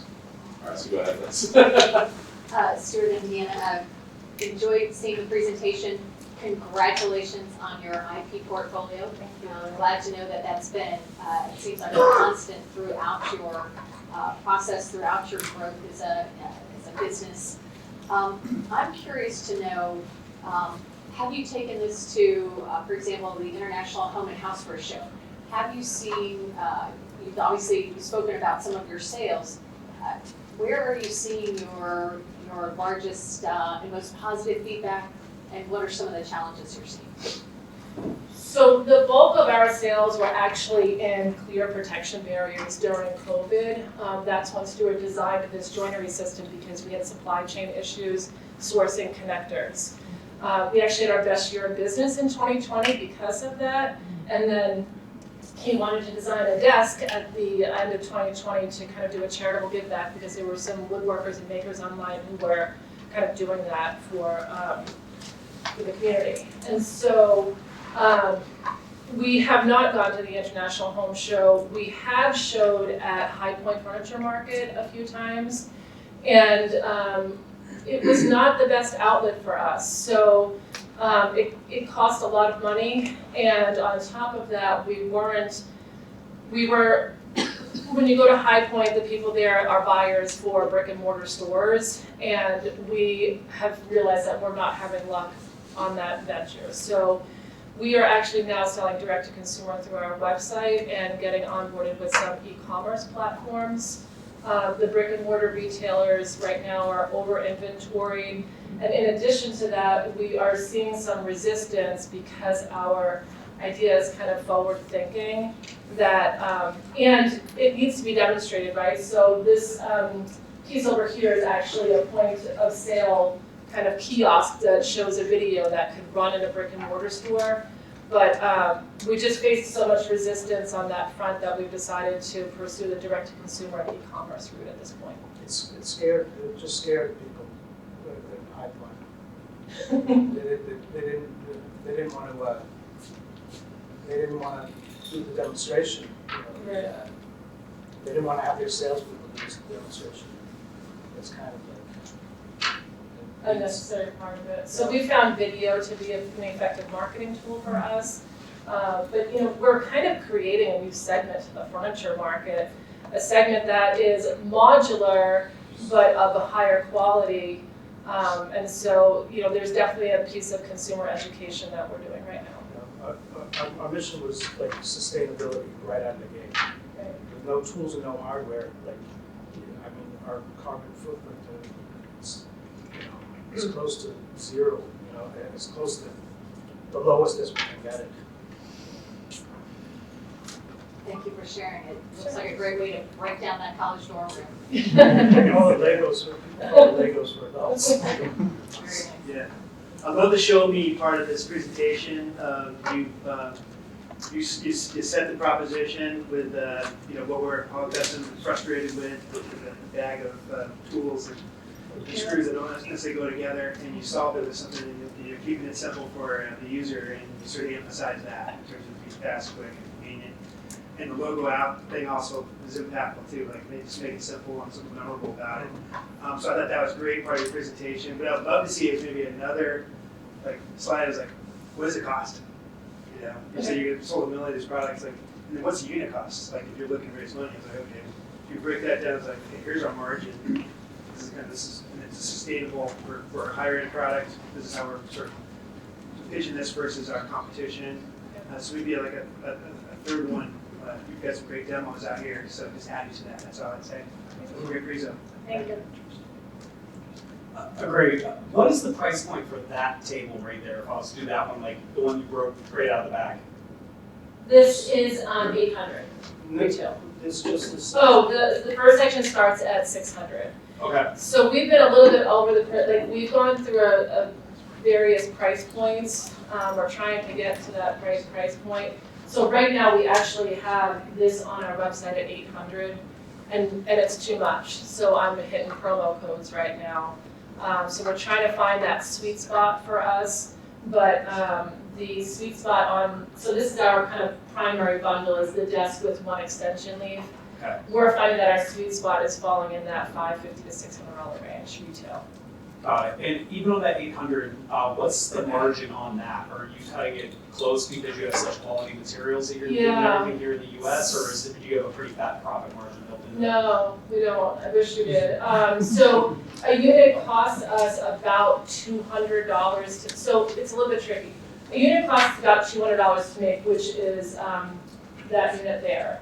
So the reason that we went to 800 on the website is because we were trying to sell it both direct to consumer and through retailers. So I had to build in both a wholesale component and a retail into one pricing structure without competing with the potential retailers that I was trying to get into their stores. So when a unit costs me $200, I can wholesale it at $400, but they want to be able to sell it at $800 or $700 on sale. And we've just realized that the whole structure is not working out. And on top of that, we've hit so many roadblocks getting into the brick and mortar that we're at the point that we're gonna not go that route and lower our direct-to-consumer pricing. Got it, okay. And love the presentation, love how easy it was to put together and actually seeing that in real motion. So thank you so much for doing that. Love seeing the different finishes and the fact that you kind of customize things. Looking back at your $1 million of sales that you had, where a lot was in protective, barriers from COVID. Obviously, that was a blip. Have you looked into any different products, or whether the wine racks are selling more, or whether a table is selling more, to really refine that? Because I see so many applications for this. I just had family in town for Thanksgiving. Would have loved to have a pop-up bar or another way to put food or keep people from being on top of each other. Yeah. But also, I've done trade shows and conferences and stuff over the years. If we had something easy to put up, because most of the things that we put together are garbage. So there's so many different applications. But have you gone through and reverse engineered your sales to see where they come from, where you have the biggest profit margins, and kind of niching down on specific items in your product line rather than being sorry. That's on here. Sorry. Hi, fans. Could have used one of his tables. I'm so sorry, you got right in the cross. Eric did not pay everybody. That's okay. So. Sorry about that. So, our best sales are in bulk. I do have trade show walls, partitions that we make with this same joinery. The key for us is right now is just staying focused on getting the price point correct on this, because the options are endless. I have a cabinetry design with the same joint, the conventional cabinetry doors. No tool, no other. But we've been very fixated on just being focused, because we can go a million different routes. Right, so it's identifying the lowest hanging fruit has been the toughest thing. And so the thing to note though is that this is our signature table is what kind of morphs into all these different things. So having, we're trying to minimize our SKUs as best as we can and make each piece adaptable. Even some of the brackets work from the hutch down to a different purpose. Right. So a whole line, coffee tables, end tables, side tables, and all of the pieces. Most of the pieces are interchangeable. They're bookshelves, buildable bookshelves. We just need, we're here today for, our ask is connections. Who do you know that you think that this would be the right fit for? I mean, we've bootstrapped everything to this point and we have plenty of inventory, so now we need the next step, we need to meet the right people. And brick and mortar may not be the best place for it, where your profit margins are low and you don't get to see what we saw today. It's on a shelf and it's next to another $800 table that's mahogany and finished, and it's a steadfast thing that's in the house. So, I mean, coming up with one signature product and having like a name or just disrupting a space, like you're in the wooden furniture space that's been around since we figured out how to make furniture out of wood. But being disruptive in that and just showing like you have family coming in, you rebuild this, you do that, like showing all the, like I can see a lot of application just for that core product, and then the add-ons where you're gonna make the money. Yes. In that. I hate to do this, guys, but we do have to move on. Thank you so much. Final design.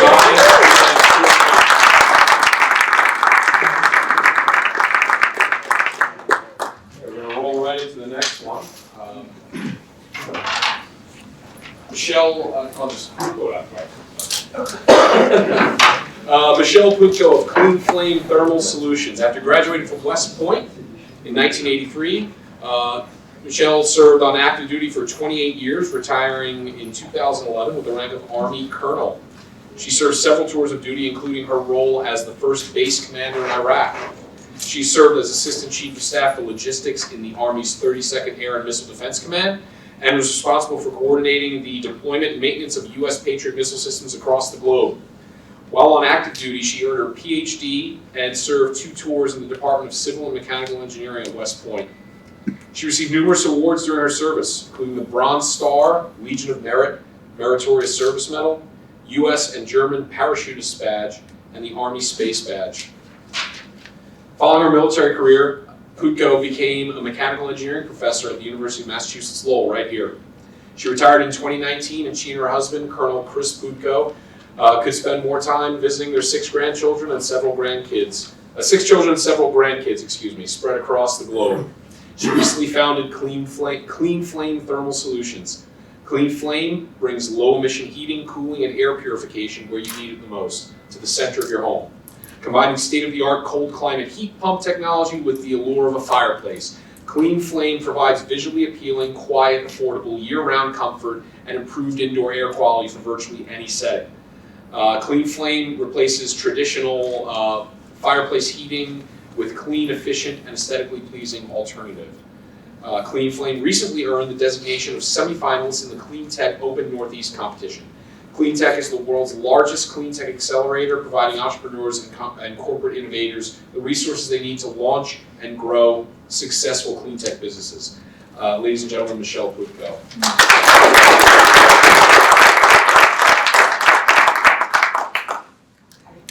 Thank you for the opportunity to talk to you about Clean Flame. And I don't need to tell you any more about myself because that was more than enough. So on next slide. So more than half of homes in the US have a fireplace. And it's not because we all live in old homes built in the 1800s. Fireplaces are one of the most desirable features in a home for their aesthetics, just as important as their ability to heat. And even in new homes built, I'm going to say in 2021, because that's the latest data I have, we are still installing combustion fireplaces. And we know how important it is to, quote, electrify heating, to stop burning things, especially very inefficiently. But when a fireplace is used for heating, whether it's propane, natural gas, wood, or even electric resistance, it's highly polluting. In fact, with our current electric grid, the most polluting type of fireplace is an electric resistance simulated fireplace. Slide. It's interesting to note that in 3 of 4 census regions in the US, that we're installing fireplaces in red much more frequently than heat pumps, our new solution for the best way to heat and cool a modern home. In the New England census regions, heat pumps, or I will say fireplaces, are almost 10 times as popular as a heat pump.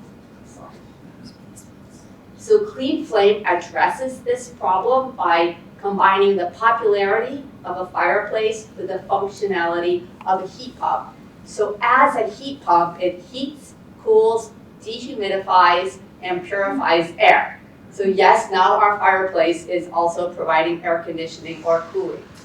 It improves indoor air quality with a highly effective air filter instead of polluting, and it's easy to install because there's no chimney, there's no vent, and there's no high temperature combustion. It's customizable, meaning I can have a 9K, a 12K, a 18K heat pump, small or large, and I can change the facade if I want to change my decor. Slide. And the best part for me as a mechanical engineer is its efficiency. So it's an inverter-driven heat pump, which means it operates low and slow and quiet. You don't even know it's on. So here I'm showing an inverter-driven compressor where it makes slight modulations to change its output versus this would be a traditional heat pump or like a window air conditioner, on, off, which is bad for efficiency. And it's outdoor. You probably know that as it gets colder, the efficiency of a heat pump drops. And what I show here for our heat pump, down to -5, we're 200% efficient, meaning it's much more efficient than fossil fuels, which doesn't necessarily translate to cost. So here in New England, there's a lot of skepticism about how much is it going to cost, where we pay a lot for our electricity compared to the South. So you can use your fireplace kind of when you want as secondary or supplemental heating. Slide. Hit again, because hopefully a movie's gonna play. There we go. Okay, one more time and we might. Nope, okay, so the movie, it's fine, we'll go back. This was a movie that's not playing, and what it shows is that those louvers open and close, like, because that's where your heat pump air is coming out. It's independent from the simulated flame. It's really okay. Okay. And so this right here is our clean flame prototype installed in the University of Massachusetts Risk Institute of Sustainability. It was our first time we actually had this installed we have provisional patents on several of the components, and since we've installed this, we've worked on optimizing it for ease of assembly, ease of installation. If I can buy these components for $200 and an HVAC tech takes 8 hours to install them, $200 has just gone to $4,000 because of HVAC tech labor. So as you know, we've just completed Clean Tech Open Northeast, and now we're doing a Department of Energy Tech to Market program to help the acceleration. Our team we have 2 veterans, myself and my husband, and another Army person I met while teaching, a tradesperson, and an interior designer. Next.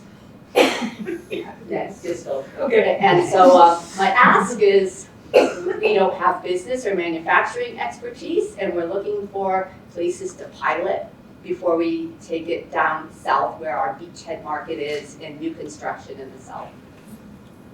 Thanks for your time.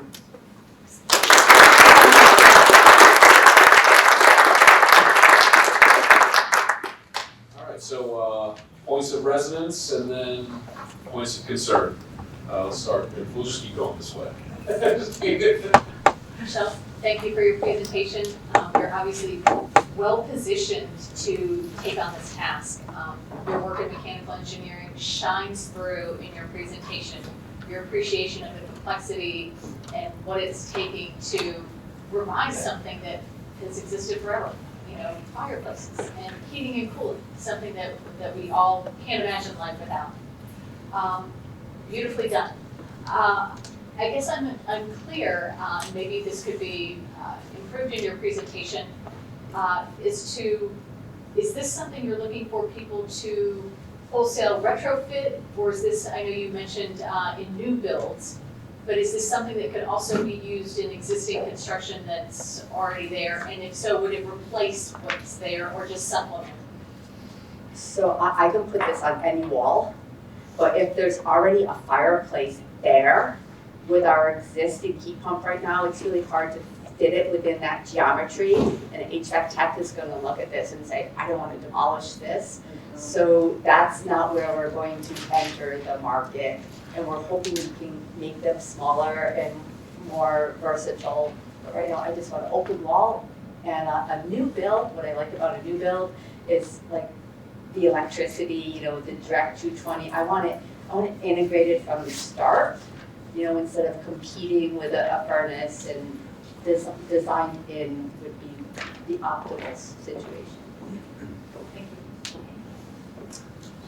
Logo, I think, what I really liked is clean flame, and your logo really resonates with that marketing concept. So I think you sort of match the visual and the presentation too, like just the idea of the cools, which I would have never thought of in a fireplace.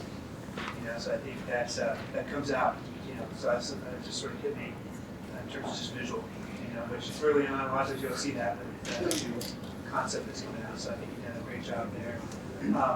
Yeah, I think in terms of where this was going, you understand an open wall, how you get access to clean air and that infrastructure. Sort of in my mind, it's like I figured how you solve that. You can't go to a fireplace existing. So it's a mini split heat pump. I'm going to see if I have the backup slide that I can see. So typically you see this outside with your refrigerant lines run in and out. There's no air exchange at all. The indoor air stays indoors, which is really how newer homes are built, which is great for the efficiency of the home, but you also build up toxins in your house, which is why I think it's important to add a good air purification system right there in the middle of your house, hopefully absorbing or filtering most of those toxins. Yeah, thank you. Well done. Great presentation. Okay, thanks.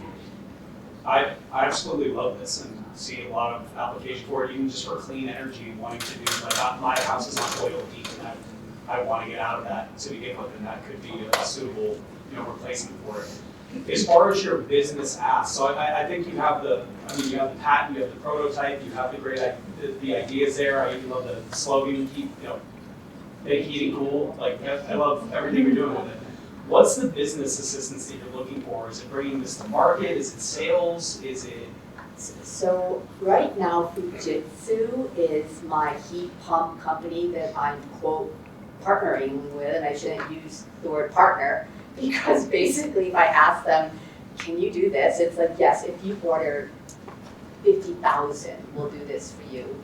And the company, Fujitsu HVAC, is for sale. They're trying to divest themselves of heat pump making. So I want a US-based heat pump manufacturer that can work with me to make our heat pump special and not just buying whatever exists. It's feasible, but I want to work with the heat pump company and with manufacturers and not just buy things that are readily available and put them together and might go out. It's good. And you look at collaboration through like state organizations, like I know they do Mass Save here, so you do an energy audit in your house and then they connect, they work with the other energy providers. So you've done any collaborations with them that somebody like, one of the larger energy companies may have more leverage with going into a heat pump company and saying this is something we're trying to do for alternative energy and mass? I haven't done, I know what I need to do to get rebates and I know who those people are, but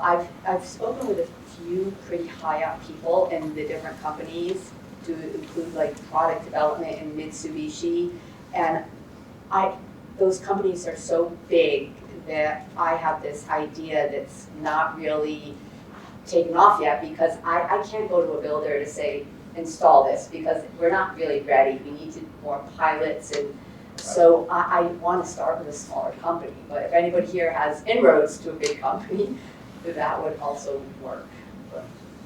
Is Fujitsu the only one who produces this, or are there equivalent heat pumps in other places? So this is a very unique system. You probably know like that white mini split box that's on the wall. That's not what's inside here. And it's a vertical slim duct, which means it's a very slim box that usually is designed to go in the ceiling, but Fujitsu makes one that can go vertical And that's kind of like tipping your bathtub. You just can't tip your bathtub and Yeah. it doesn't. So they make a vertical slim duct. Mitsubishi doesn't, this one doesn't, this one doesn't. I found a US company that does, and now I'm saying, can I talk to your engineering? I want to work with you. And they're like, we can look at this, and I'm just trying to get someone to sit down with me at the table and say, I love your idea, let's do this together. There's a Massachusetts-based organization called Homeworks Energy, and they're the mass save sort of for-profit company that basically does the installation and installation of different new lighting systems. That'd be a great connection for you. Okay, thank you. You're a client of ours. Thank you, everyone, for listening. So,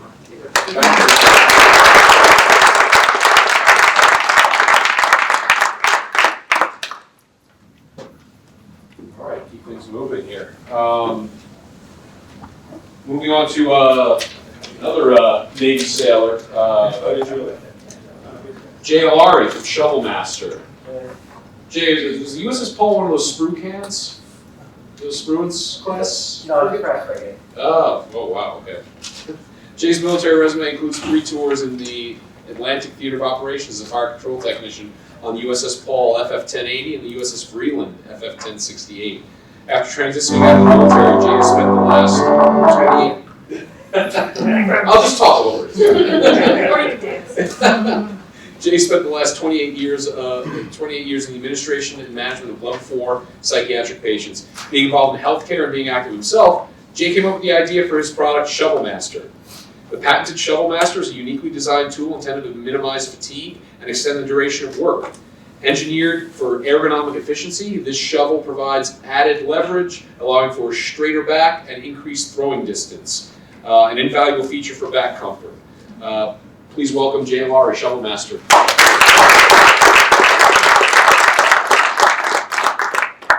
Good evening, everyone. And I just want to thank you for giving me the time to show this. And it's a real honor being here with all you guys. And Linden Events I really appreciate what they're doing. And I want to thank you. So basically, instead of me just explaining, I got a 1-minute video that you guys can look at, and maybe after that I can probably explain a little bit more. Go ahead.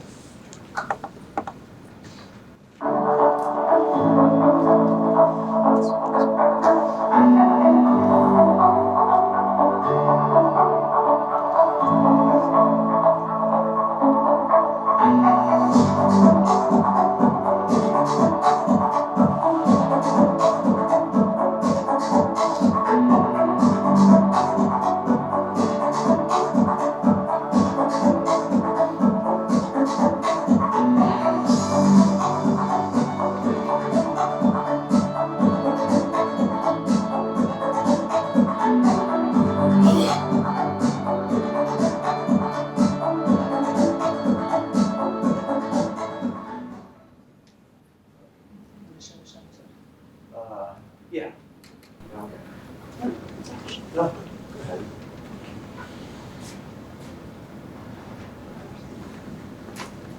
I got a few graphic layouts of the replaceable tip of the shovel, because that is mostly the thing that goes on a shovel, and obviously when the tip goes, you gotta buy another shovel. I got a dozen shovels in my backyard, and I'm just tired of using them, and so about 7 years ago, I thought of a way to create something. Well,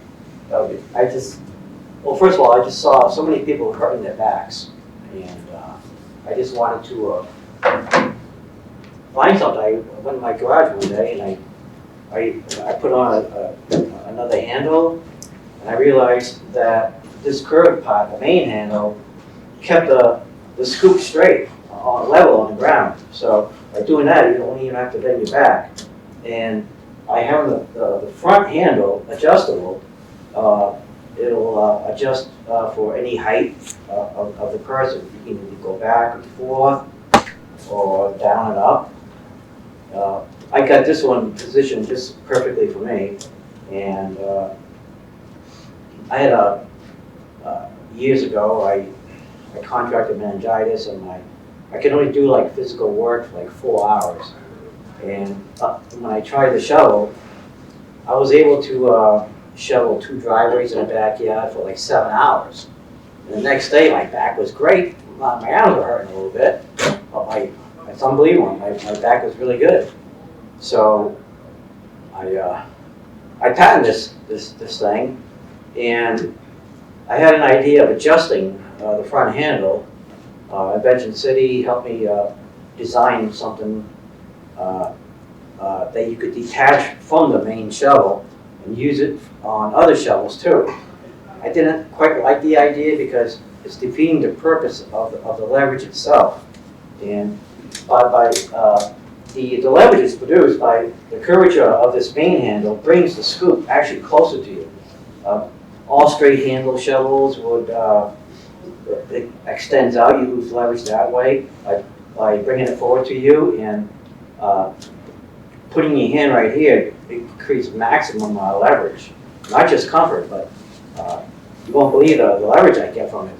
I knew it was going to give me leverage, but when I actually used it, it was unbelievable.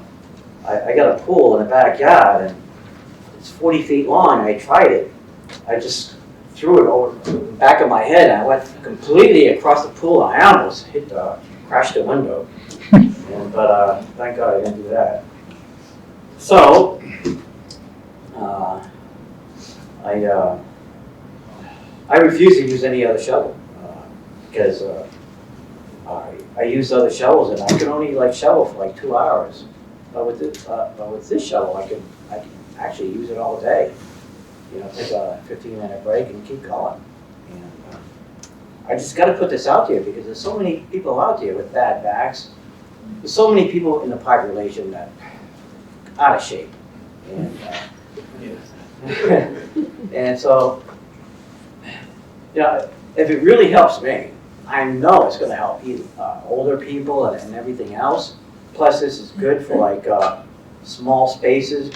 I got a neighbor on my left side and a neighbor on the right side. I tried a snowblower. I can't use the snowblower because I have to use that directional thing every time I make a pass, and to avoid hitting, going into the snow, going into other people's window. And like city projects, you can only use a shovel. And my neighbor has got a snowblower, and by the time he got it going, I was halfway done with my driveway. I felt good about that. And Jay, about 30 seconds. okay. The replaceable tip is, I'm still trying to devise it, make it the quality I need. I'm trying to produce a shovel for like 20 years, and so you only want to replace the tip maybe 3 or 4 years later, and I'm at the beginning stages of it, and that's why I'm here trying to get some help. Thanks very much, Jay. Okay.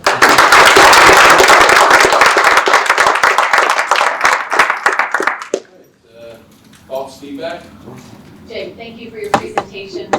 And you've reminded me why I do not want to live any further north than Washington, D.C. Thinking about 2 hours of shoveling, let alone 7, just puts me under the table to even think about it. So I recognize the challenge that you've taken on here. I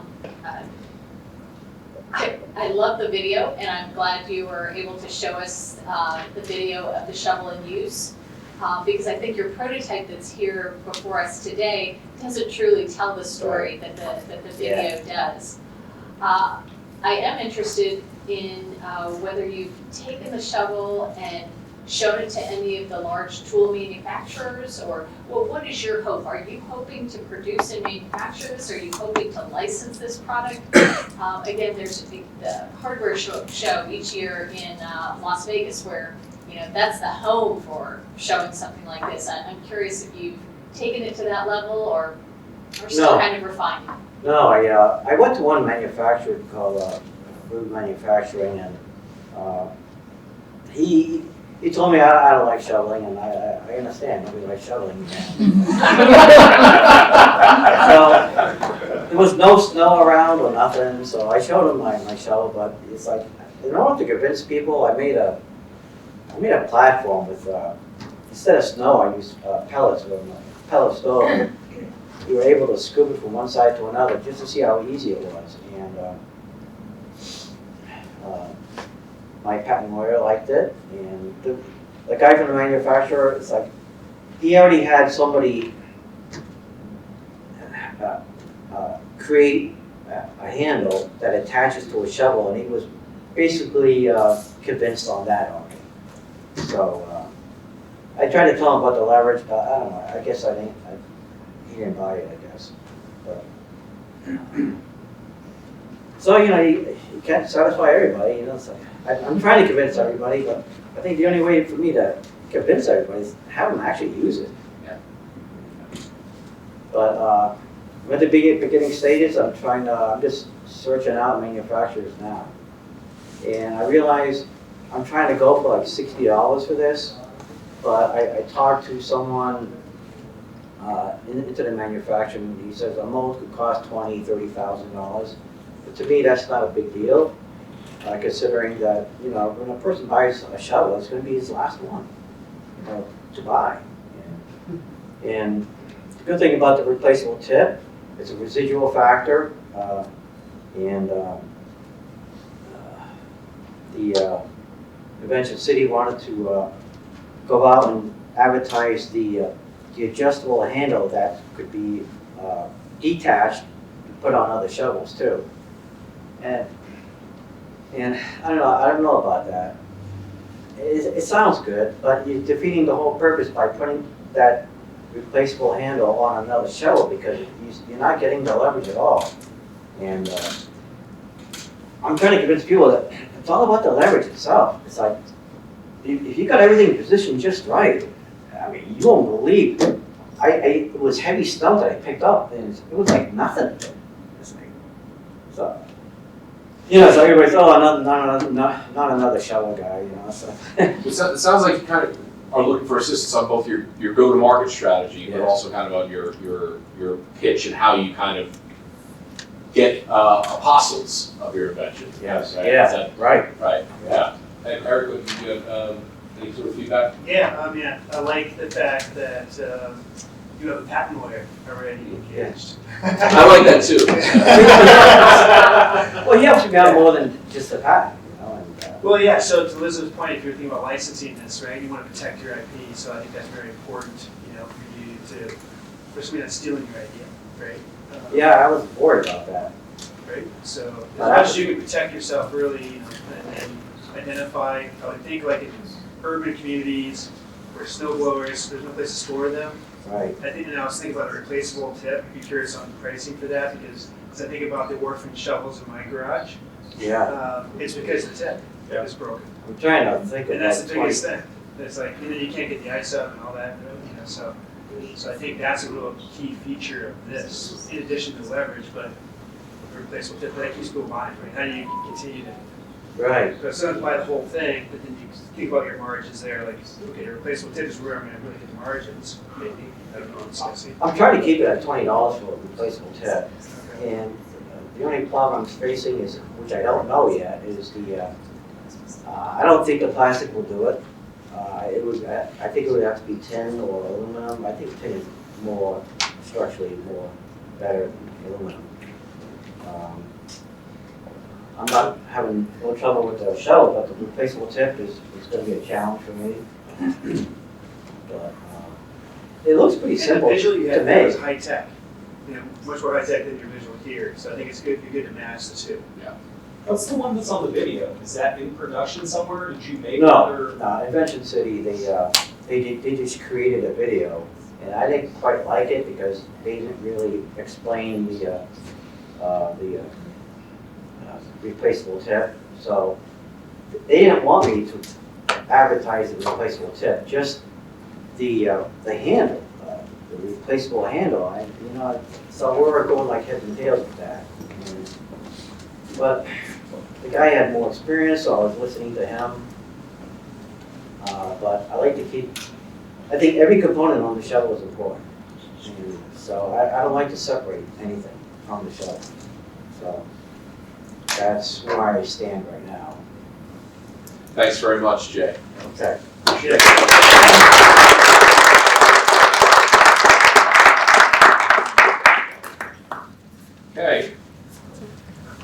Thanks for bearing with us, everyone. This is our final presentation. Company is called Comfort Toe Bedding.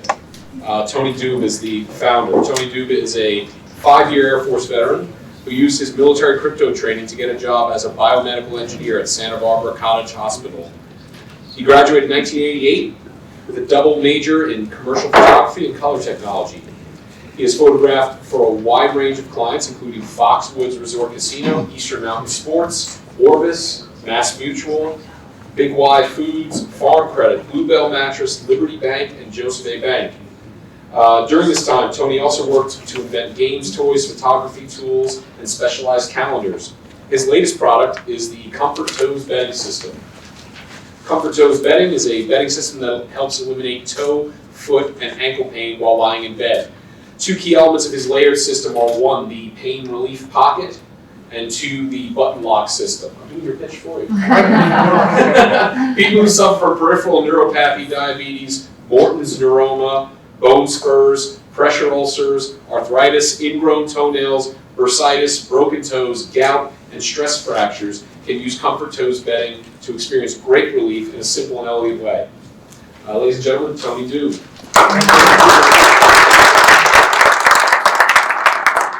First off, I appreciate being here with all of the amazing inventors that I've seen tonight. It's really humbling to see what's going on out there, and if I can support you in any way, I will for sure.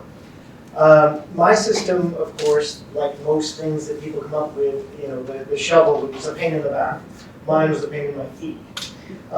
Essentially, I've been an athlete my whole life, and I injured my toe, my big toe, my right foot, probably like 20 years ago. And at that time, I came up with a system very similar to this. While I was going through the process of healing, my feet hurt a lot. And so I created this little system like this and didn't think much of it. After like 3 or 4 months, my foot healed up, and I kind of forgot about it.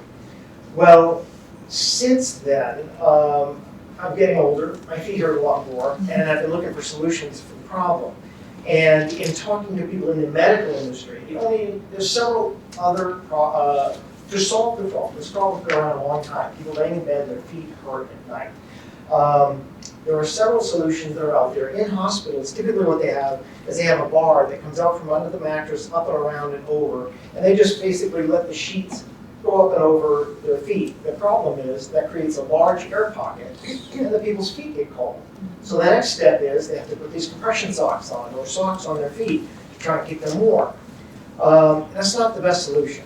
Another solution is that they've come up with these styrofoam wedges that they put one on either side of your feet, one between your feet, and you just lay there. And sure, it keeps the blankets from pressing down on your feet, but you can't roll over. And it's really meant for only people that are rehabbing for a short period of time. So I came up with this solution that I call the Comfort Toes bedding system, and incorporates, like you mentioned in the intro, essentially a wedge or a pocket that keeps the weight off your feet. And the second key element is the button lock system that keeps everything in place.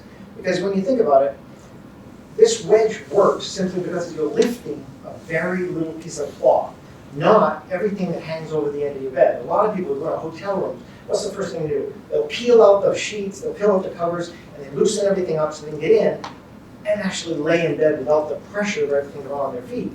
Well, this has gone through a number of iterations.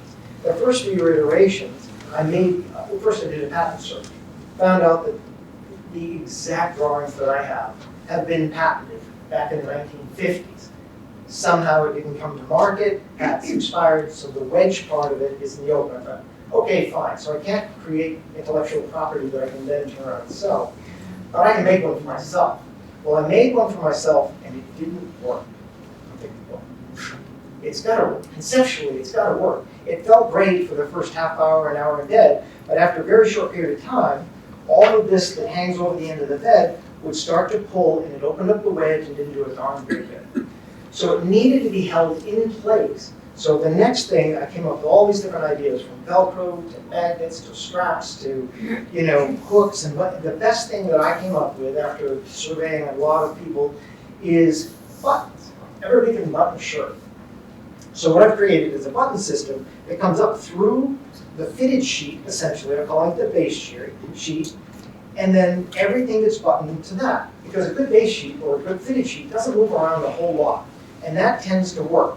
If, I don't know, some people noticed, I've got several levels of buttonholes here, because the wedge can therefore, if you're a little shorter, like Claire here, it can slide up a bit so that your feet are pretty much in the perfect position. If you're a little taller, you can just move the buttons down to the lower one, and therefore you can move the wedge down. In the real size, in fact, this is an entire bed, king size, with comforters, same comforters here, with the fitted sheet, top sheet, and the comforter folded up, ready to go to someone's house.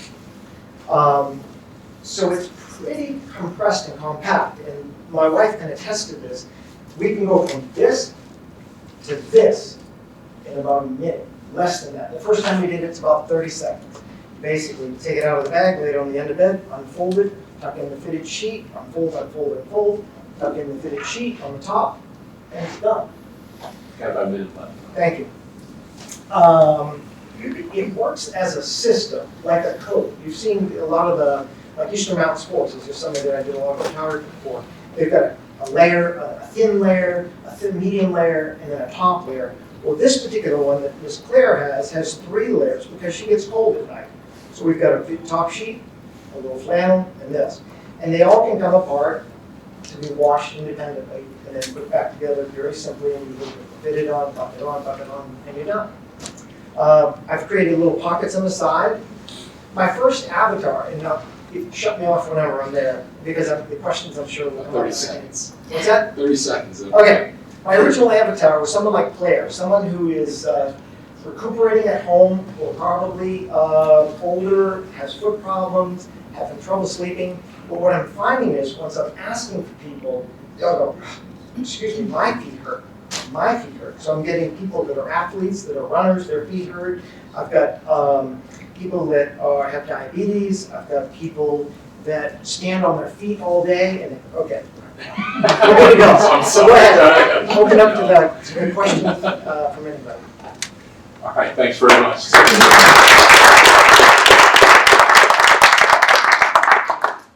Okay, voice of residence, voice of concern. Any other questions? Tony, thank you. I have to tell you, I have a very special place in my heart for the prolific inventor, which you truly seem to embody wholeheartedly with your array of inventions and the one you brought with us tonight. I love your demonstrative. I'm very thankful for Ms. Claire's participation and the fact that she didn't make your beautiful wife lay on a table. I think that was a wise move on your part. I have a video that we chose not to show. It really does help to tell the tale of how this is a system. Because my initial appreciation was, oh, it's some kind of a fancy comforter. But there really is more to it than that. So I really appreciate the problem you're trying to solve and the way you've gone about it. I guess I'm not sure entirely of what your ask is of us today. And I know this has come out in some of the previous pitches and conversations. Is it you're looking for, again, connections, as some have asked today, or is it looking for funding? I'm not sure that we've seen your timeline as to where you are at in the process. I know you've been making this individually, kind of one-off, so where are you hoping to take it from tonight? Okay, thank you. Great question. Essentially, this is a looks like, works like prototype. I am manufacturing them myself. I taught myself how to sew so that I could make these, because I found out hiring professional seamstresses, every time you come up with a different idea or every time you come up with a change, is expensive. So I taught myself how to sew, created this system so far, and what I'm looking for is recommendations of manufacturing. I'd like to keep it in the United States. I would love it if it was a veteran-owned company, since I'm a vet. I can also hopefully employ vets down the road. So essentially I'm looking for advice is a tough word because when you ask for advice, you generally get criticism. So what I'd like to say is if you've got advice for me, great. Then what? What would be your recommendation? That's what I would like. Tell me what's wrong, tell me what I should do, and then give me a proper recommendation. Love the idea, and I was just thinking back to like, who's an influencer for this type of product? Like, many people listen to their doctors and listen to flight search, and anyone can fly, and usually don't listen to that person. But most people listen to their doctors, right? So if the doctor recommends, like, establishing that, like, for the patients that have these neuro issues with their feet or diabetic, and that's leverage. I think it's a selling strategy to create some A, legitimacy, and B, like a path to creating a real niche, like going after, like, particular niche for maybe diabetic patients, for example. And establishing that as a base, I think would be That's my goal. a great way to sell this concept initially. Thank you, And to absolutely. get buy-in by that. And it'd probably be easier to raise money that way too, I would think.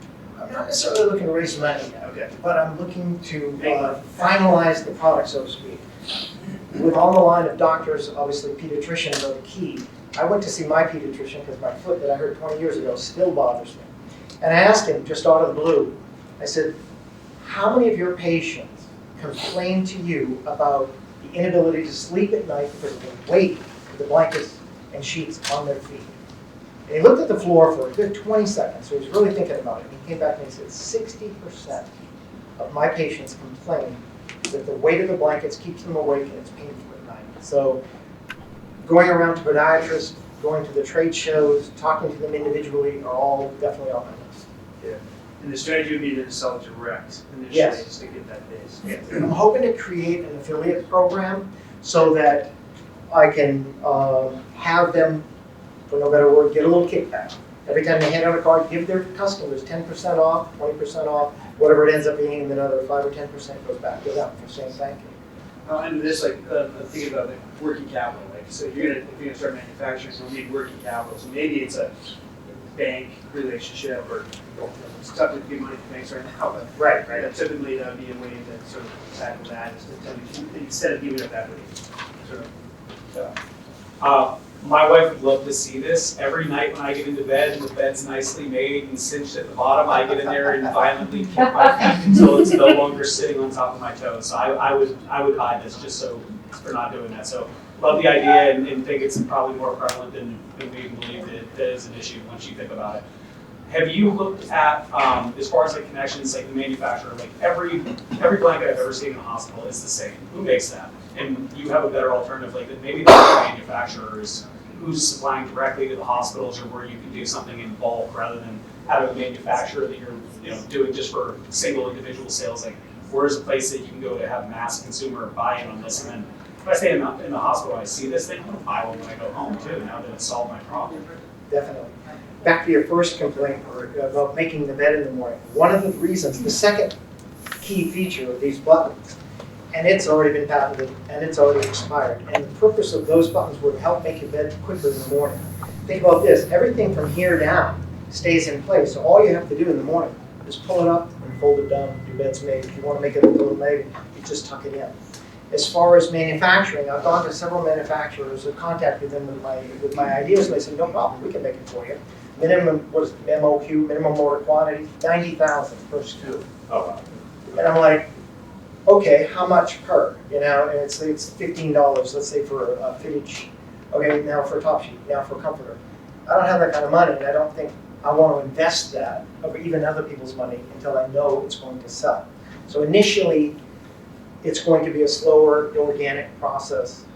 Small manufacturers, I have some leads into bedding manufacturers with some of my clients that will help set me up on a small scale manufacturing that I can continue to test and improve until it's to a point where either the quantities are up there or, I've got it nailed. I don't know, that's the next step. And that may be the other problem, is that even if I don't have foot pressure, nobody likes making their bed. That may be the other problem, like the bed you don't have to make anymore. Exactly. You're done with it, so.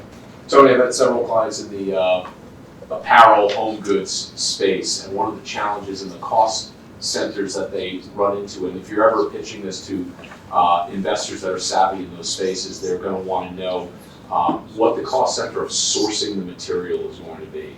Because making in the USA is great, sourcing fabrics and things like that in USA is very difficult. It is. It's going to be Malaysia or Vietnam or something like that. India. And those prices fluctuate, and having a good handle on what those numbers look like when you're pitching it to investors is going to be very important, because that's a huge cost center. Thank you.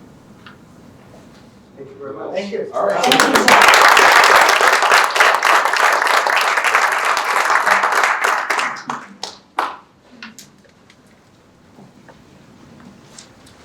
All right, and that concludes our program. I really Turn it over want to see this. No, we want to make sure we ran over. We want to be respectful of everybody's time. Peter, if you ever want to stop being an attorney, have a future in being a moderator. Sure doesn't pay as well, but I'm sure. Thank you for that. I want to make sure that I acknowledge Chris Donovan, our Director of Strategic Development, who's helped out us since we started almost 18 months ago. I want to thank everybody for coming here. I'm going to turn this back over to Alexa. If any of you would like something to say, please take the microphone. I want to give everybody a chance, the panelists, to weigh in also. So Lex, go ahead. Yeah, just want to be very brief because we have run over, and thank you for your continued interest and enthusiasm as we ran over. I really appreciate it. I know everybody who presented appreciated it. Thank you, Peter, so much. You did such a good job. Totally improvised. Elizabeth, Rob, Eric, all of our pitch presenters, Kim, Breezy, Dan, Stewart, Michele, Jay, Tony. I think your participation was fantastic, and I think the event showcasing the real ingenuity and innovativeness of our military veterans was on show today. And I just want to speak for George and Chris and I really thank you for your service to our country. And I know that the three of us feel like we both do whatever we can to pay it back. And it's our mission here at New England Events to pave the way for independent inventors just like the ones we saw here tonight. And as all of us involved in independent inventing know, it's a difficult journey, it's a long journey, it's a lonely journey. And if we can do whatever we can to pave the way for inventors like the ones we saw here tonight, including and especially our military veterans and family members and spouses, we're going to do it. Thomas Edison once famously said in summing up his success that he, quote unquote, failed his way to success. And if I had to put money on any group here, or anyone we serve, as far as their perseverance and their will to succeed, it would be military veterans and spouses and families. With your determination and your strength of character, you guys are prepared to fail your way to success. So thanks so much for helping to make this a special evening, and look forward to continuing to support and promote and educate our military. Thank you.